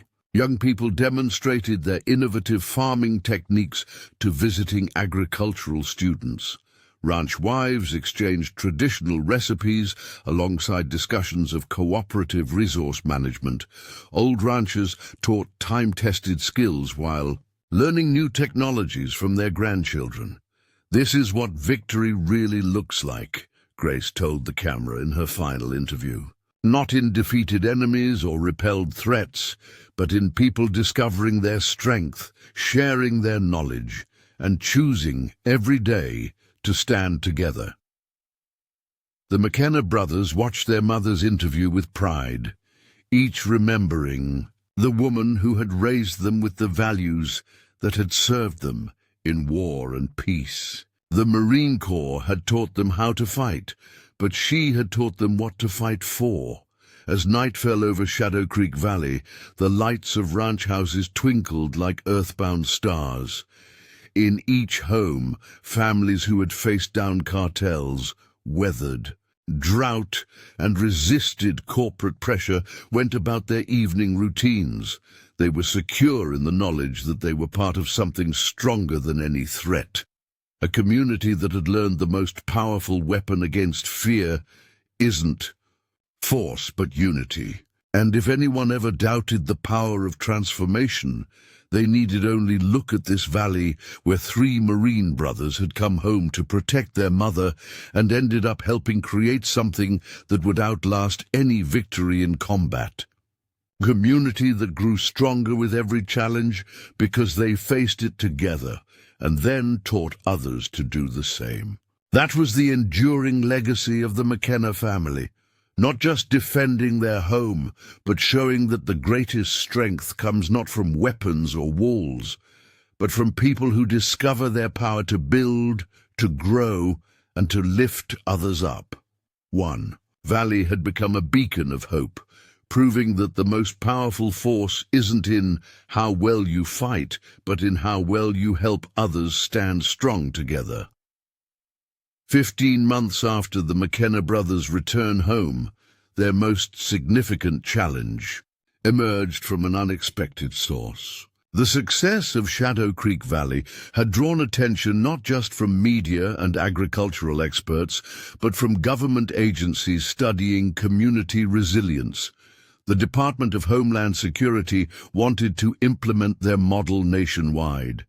They're offering full federal backing, James explained during a community meeting. Training programs, equipment, funding, everything we developed here expanded to rural communities across the country.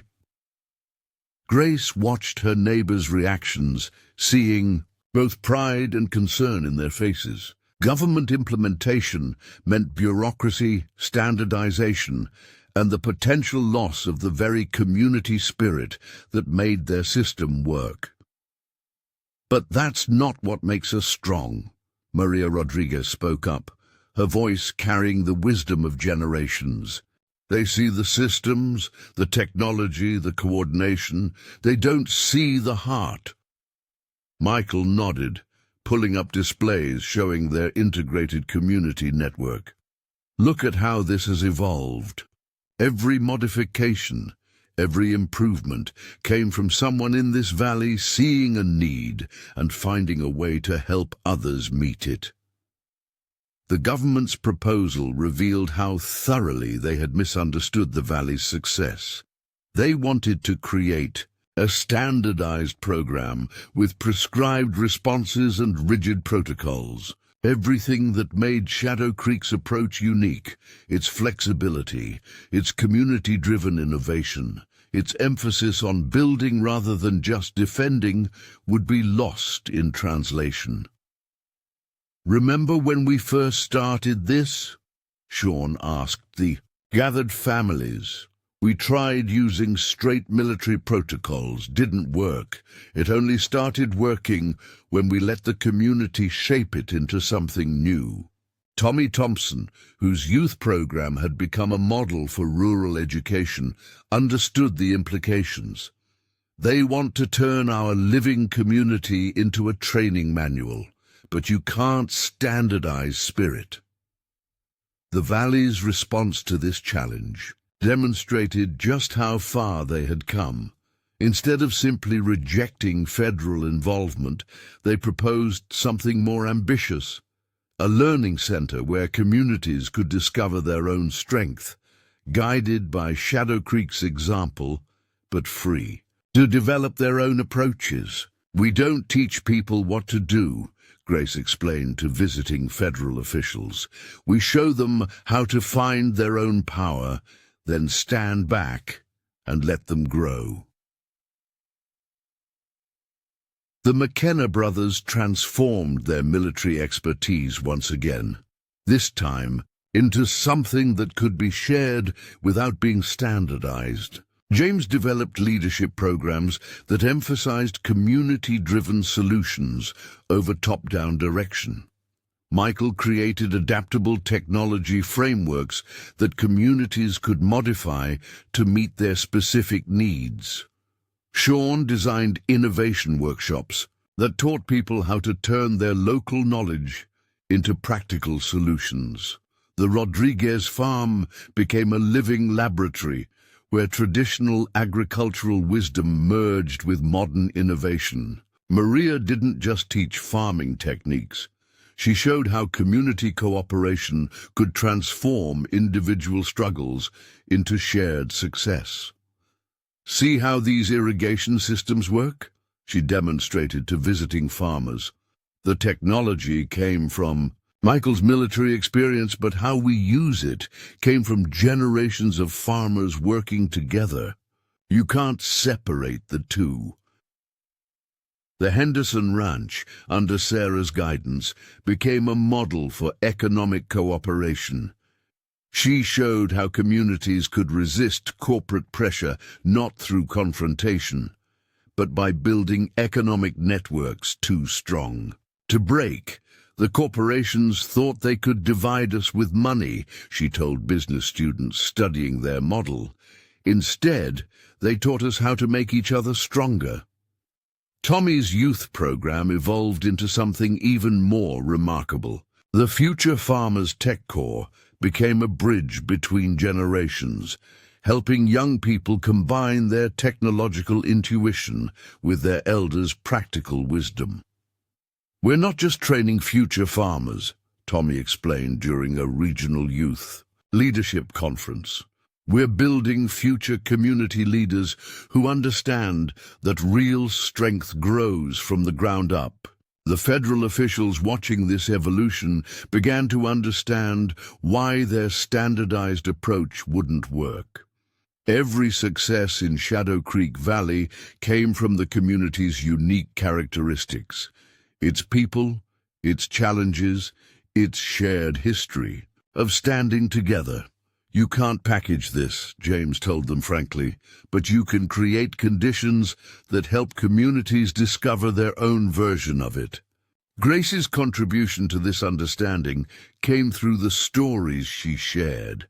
not just of how her sons had defended the valley, but of how the community had transformed that defense into something more powerful. "The cartels taught us we needed to stand together," she explained. "The drought showed us how to share our resources. The corporations helped us understand our true value. Every challenge became a lesson in building something stronger." The government's response to this revelation showed remarkable adaptation. Instead of trying to standardize Shadow Creek's success, they began supporting the Valley's Learning Center approach. Communities facing similar challenges could send representatives to learn not just techniques, but principles. "The most powerful moment," Michael observed, "is when they realize we're not teaching them to copy us, we're showing them how to discover their own strength." The impact spread far beyond rural communities.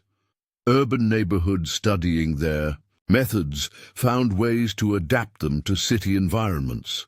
Native American reservations discovered how to blend traditional wisdom with modern resilience. Even international development agencies began incorporating their principles into community-building programs.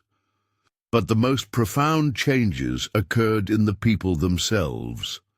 Visitors to Shadow Creek Valley didn't just learn about security systems or resource management. They experienced what a truly united community feels like.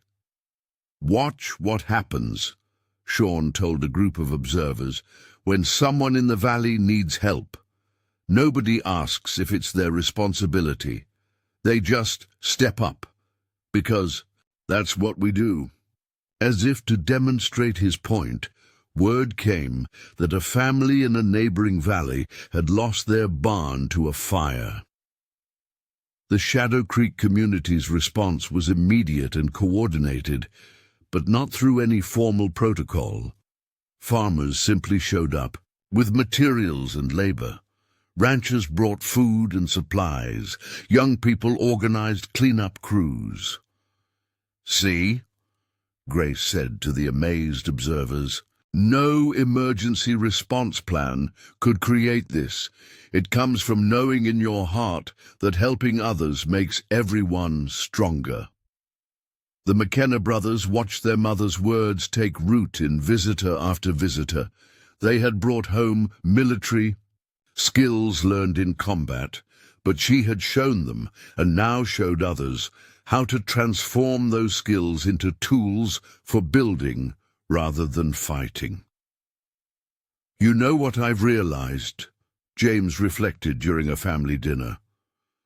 "The best defense isn't in how well you can fight back. It's in building something so strong that fighting becomes unnecessary." Michael nodded, adding, "Because when communities discover their real strength, threats lose their power. And when people understand their true value," Sean finished, "they stop being targets and start being builders." As night fell over Shadow Creek Valley, the lights of ranch houses created a constellation of hope on the darkened landscape. In each home, families who had faced down threats and overcome challenges went about their evening routines, secure in the knowledge that they were part of something stronger than any standardized program could create. A community that had learned. The most powerful force isn't in protocols or procedures, but in hearts that choose to beat as one.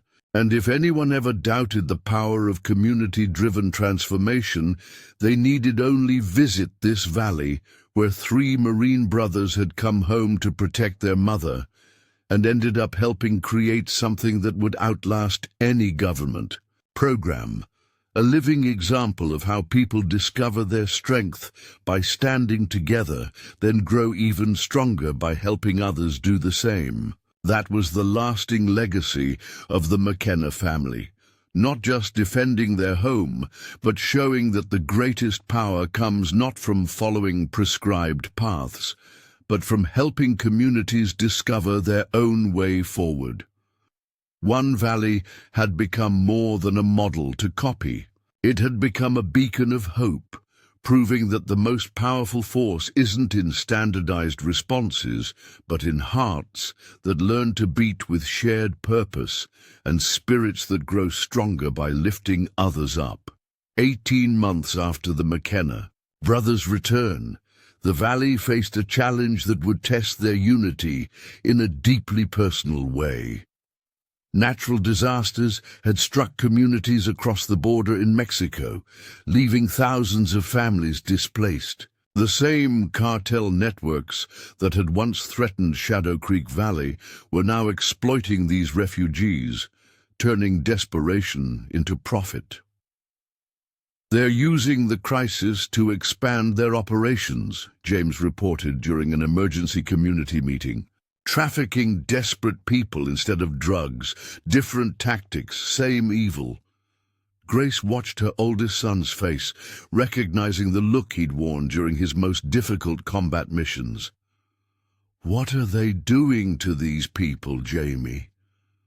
Michael's surveillance network had captured the grim details, promising safe passage, taking their last money, then abandoning them in the desert.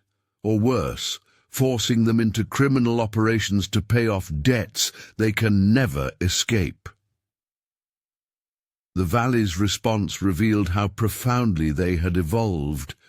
Beyond mere self-defense, Sean was the first to voice what many were thinking.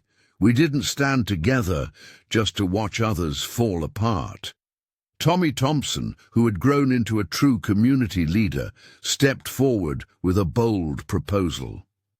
"We've got the resources, the organization, and the skills to help, not by breaking laws, but by breaking cycles of exploitation." What followed demonstrated how thoroughly the valley had transformed from a defensive community into a force for positive change. The same networks they'd built to resist cartels now became channels for humanitarian aid. Communication systems, designed for security, now coordinated relief efforts. Resource management protocols, developed during the drought, helped organize support for refugee families.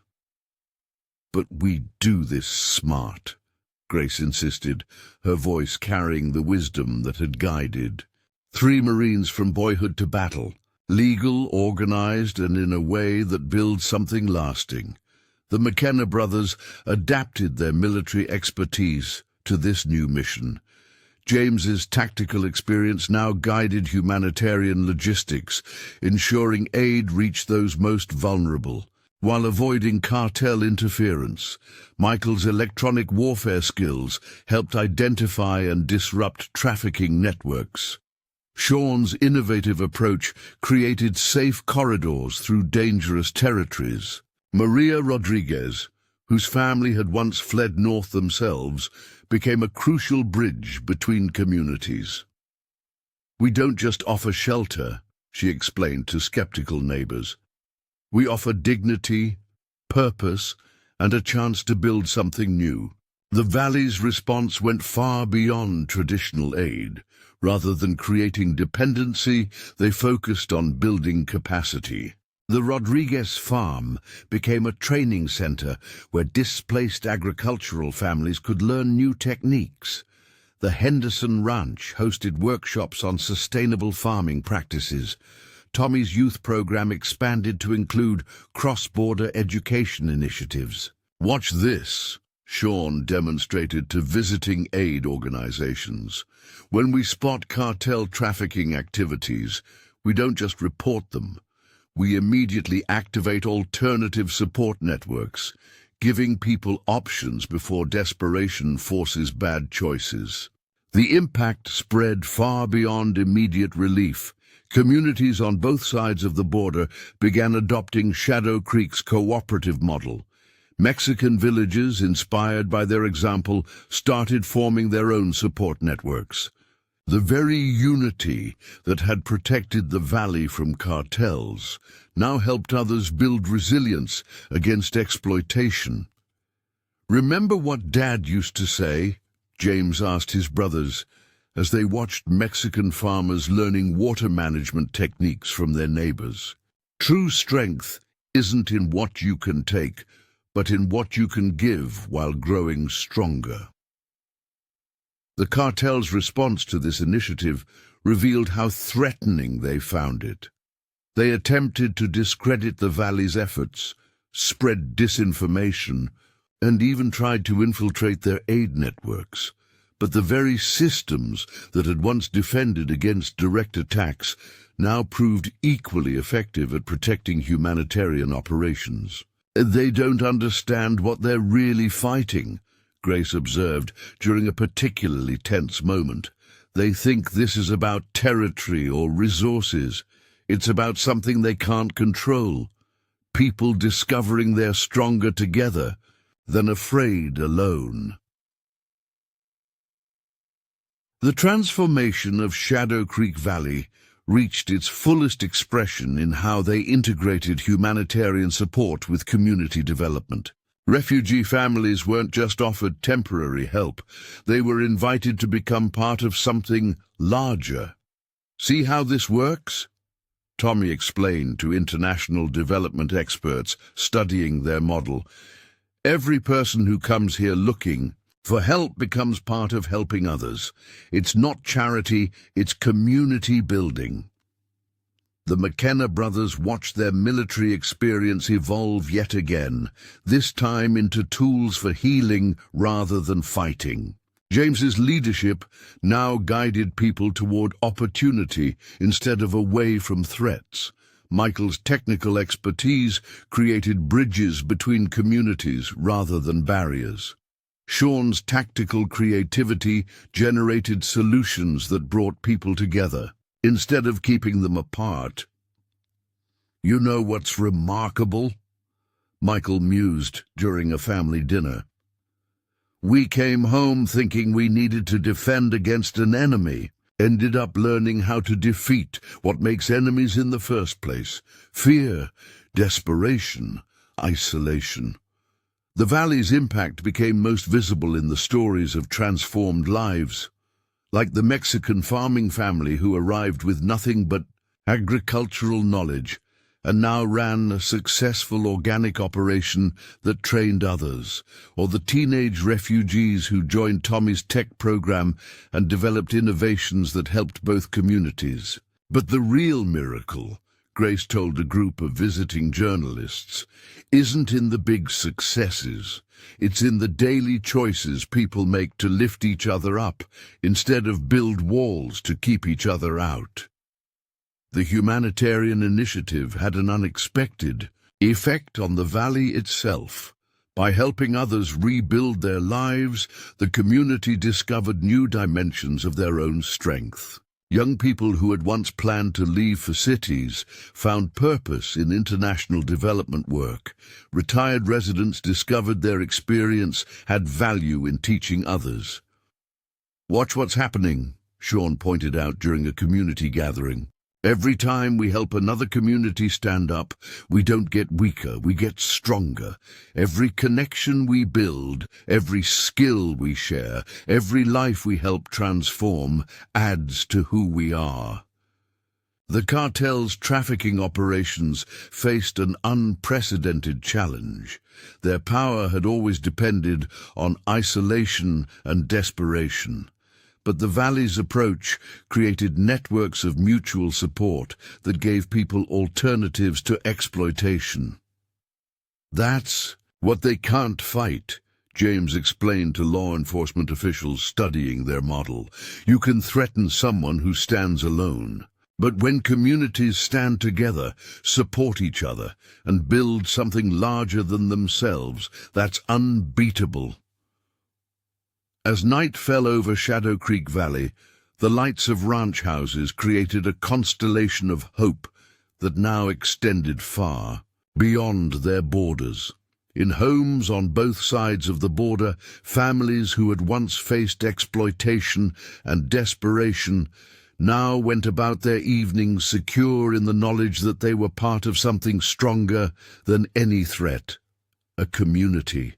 that had learned the most powerful force isn't in what you can take, but in what you can give, while growing stronger together. And if anyone ever doubted the power of transformation through unity, they needed only visit this valley, where 3 Marine brothers had come home to protect their mother and ended up helping create something that transcended borders and barriers. A living example of how people discover their greatest strength, not in defending what they have, but in sharing it to build something greater. That was the ultimate legacy of the McKenna family. Not just protecting their home, but showing that the greatest victory isn't in defeating enemies, but in transforming them into friends by building something too powerful for hate to destroy. One valley had become more than a sanctuary. It had become a source of hope, proving that the most powerful force isn't in walls that divide, but in bridges that unite communities in growing stronger together. 2 years had passed since the McKenna brothers first came home to protect their mother's ranch. On a warm autumn evening, Grace sat on her porch, watching the sunset paint the valley in shades of gold, reflecting on how completely their world had transformed. What began as a desperate defense against cartel threats had evolved into something far more powerful than any military operation. "Quite a view, isn't it?" James asked, joining his mother. Her oldest son still carried himself with military bearing, but his eyes now held the wisdom of building rather than fighting. "Remember when we thought this was just about protecting one ranch?" The valley spread before them like a living testament to the power of unity. Where cartel observers had once watched through rifle scopes, international agricultural students now studied innovative farming techniques. Former smuggling routes had become corridors for cooperative trade and community development. Michael emerged from his command center, now transformed into what he called the Community Innovation Hub. His surveillance screens no longer tracked threats, but monitored everything from crop health to educational programs. Got the latest numbers from the Cross-Border Initiative. 20 new communities have adopted our cooperative model this month alone. Sean, the youngest brother, appeared with Tommy Thompson, reviewing plans for the next phase of their youth leadership program. "These kids aren't just learning technology," Sean explained proudly. "They're inventing new ways to use it for community building." Grace smiled, watching how her sons had evolved from warriors to builders. "Your father always said true strength isn't in what you can destroy, but in what you can create." The evening's gathering wasn't just another community meeting. Representatives from across both sides of the border had come to celebrate what they called the Shadow Creek Revolution. Not a political uprising, but a transformation in how communities could grow stronger together. Maria Rodriguez, now running an international agricultural education program, addressed the gathered families. 2 years ago, we were victims, afraid of cartels, afraid of drought, afraid of losing everything. Now we're teachers, showing others how to build something too strong for fear to break. The McKenna brothers' military expertise had evolved far beyond its combat origins. James's tactical leadership now guided community development initiatives across 2 countries. Michael's electronic warfare knowledge had become a framework for connecting isolated communities. Sean's innovative combat solutions had transformed into tools for building international cooperation. But the real victory, Grace told the gathering, isn't in what we built here. It's in how it grows stronger every time we share it. The evidence was visible throughout the valley. The Rodriguez farm had become an international teaching center where farmers from multiple countries learned not just agricultural techniques, but community building. The Henderson Ranch hosted diplomatic meetings where former adversaries found common ground in cooperative development. Tommy Thompson, preparing to start university, had already been offered positions with international development organizations. "But I'm staying here," he announced, "because the most important lessons aren't in any classroom. They're in what we're building together." The valley's transformation had caught the attention of conflict resolution experts worldwide. They came to study how a community had not only defended itself against threats, but had transformed those very threats into opportunities for growth. "See, that's what they finally understood," Sean explained to a group of international observers. "The cartels thought power came from making people afraid. We showed them real power comes from helping people discover their strength."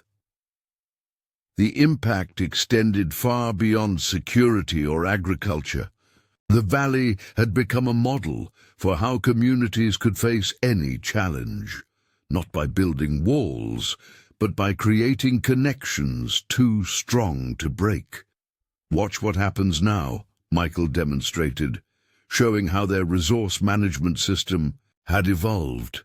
When one community faces hardship, the entire network responds, not from central control, but because we've built something that grows stronger by sharing strength. James, who had led countless combat missions, reflected on how thoroughly their mission had transformed. "In the Marines, we learned how to overcome enemies. Here we learned something more important: how to turn potential enemies into partners in building something greater." The gathered families represented this transformation.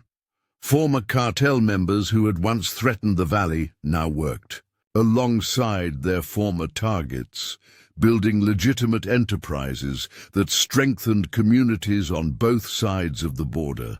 "That's the real security," Grace observed, watching former adversaries share meals and stories, "not in how well you fight, but in how well you can transform conflict into cooperation." The evening celebration reached its peak when Tommy announced the expansion of their youth leadership program. Young people from communities that had once been divided by fear and suspicion now worked together, combining traditional wisdom with innovative solutions. "Look at them," Grace told her sons proudly. "They're not just learning skills, they're learning how to build something larger than themselves." The McKenna brothers watched the next generation take their principles of unity and transformation even further. Where they had brought military expertise home to protect their mother, these young leaders were creating new ways to protect and strengthen communities everywhere. "You know what's remarkable?" James mused. "We thought we were coming home to fight a war. Instead, we learned how to build a peace that makes war unnecessary." Michael nodded, adding, "Because when communities discover their true strength isn't in weapons but in unity, threats lose their power. And when people understand their real value," Sean finished, "they stop being targets and start being builders." As night fell over Shadow Creek Valley, the lights of ranch houses created a constellation of hope that now extended far beyond any border. In homes throughout the region, families who had once lived in fear now went about their evenings secure in the knowledge that they were part of something stronger than any threat. A network of communities that had learned the most. Powerful force isn't in what you can take, but in what you can build together. That was the final legacy of the McKenna family, not just defending their home, but showing that the greatest victory isn't in defeating enemies, but in transforming them into partners by building something too powerful for hatred to destroy. One valley had become more than a sanctuary. It had become a source of hope, proving that the most powerful force isn't in walls that divide, but in bridges that unite communities in growing stronger together. Grace watched her sons, these warriors who had become builders, and remembered her husband's words, "The true measure of strength isn't in what you can defend against, but in what you can create that needs no defense." Shadow Creek Valley had become living proof of that wisdom. What began as three Marine brothers coming home to protect their mother had evolved into something that would outlast any victory in combat, a legacy of transformation that showed how the strongest communities aren't built with weapons or walls, but with hearts that choose to beat as one, minds that seek to build rather than destroy, and spirits that grow stronger by lifting others up. And if anyone ever doubted the power of such transformation, they needed only visit this valley where military expertise had evolved into tools for building peace, where former enemies worked together to create something greater than their fears, and where every challenge became an opportunity to demonstrate that the most powerful force on Earth isn't in how well you can fight, but in how well you can unite people in building something too strong for fear to break. That was the story of Shadow Creek Valley. Not just a tale of defense, but a testament to the power of transformation through unity, proving that the greatest strength isn't in standing against threats, but in standing together to build something that makes threats irrelevant. Up next, you've got two more standout stories right on your screen. If this one hit the mark, you won't want to pass these up. Just click and check them out. And don't forget to subscribe and turn on the notification bell so you don't miss any upload from us.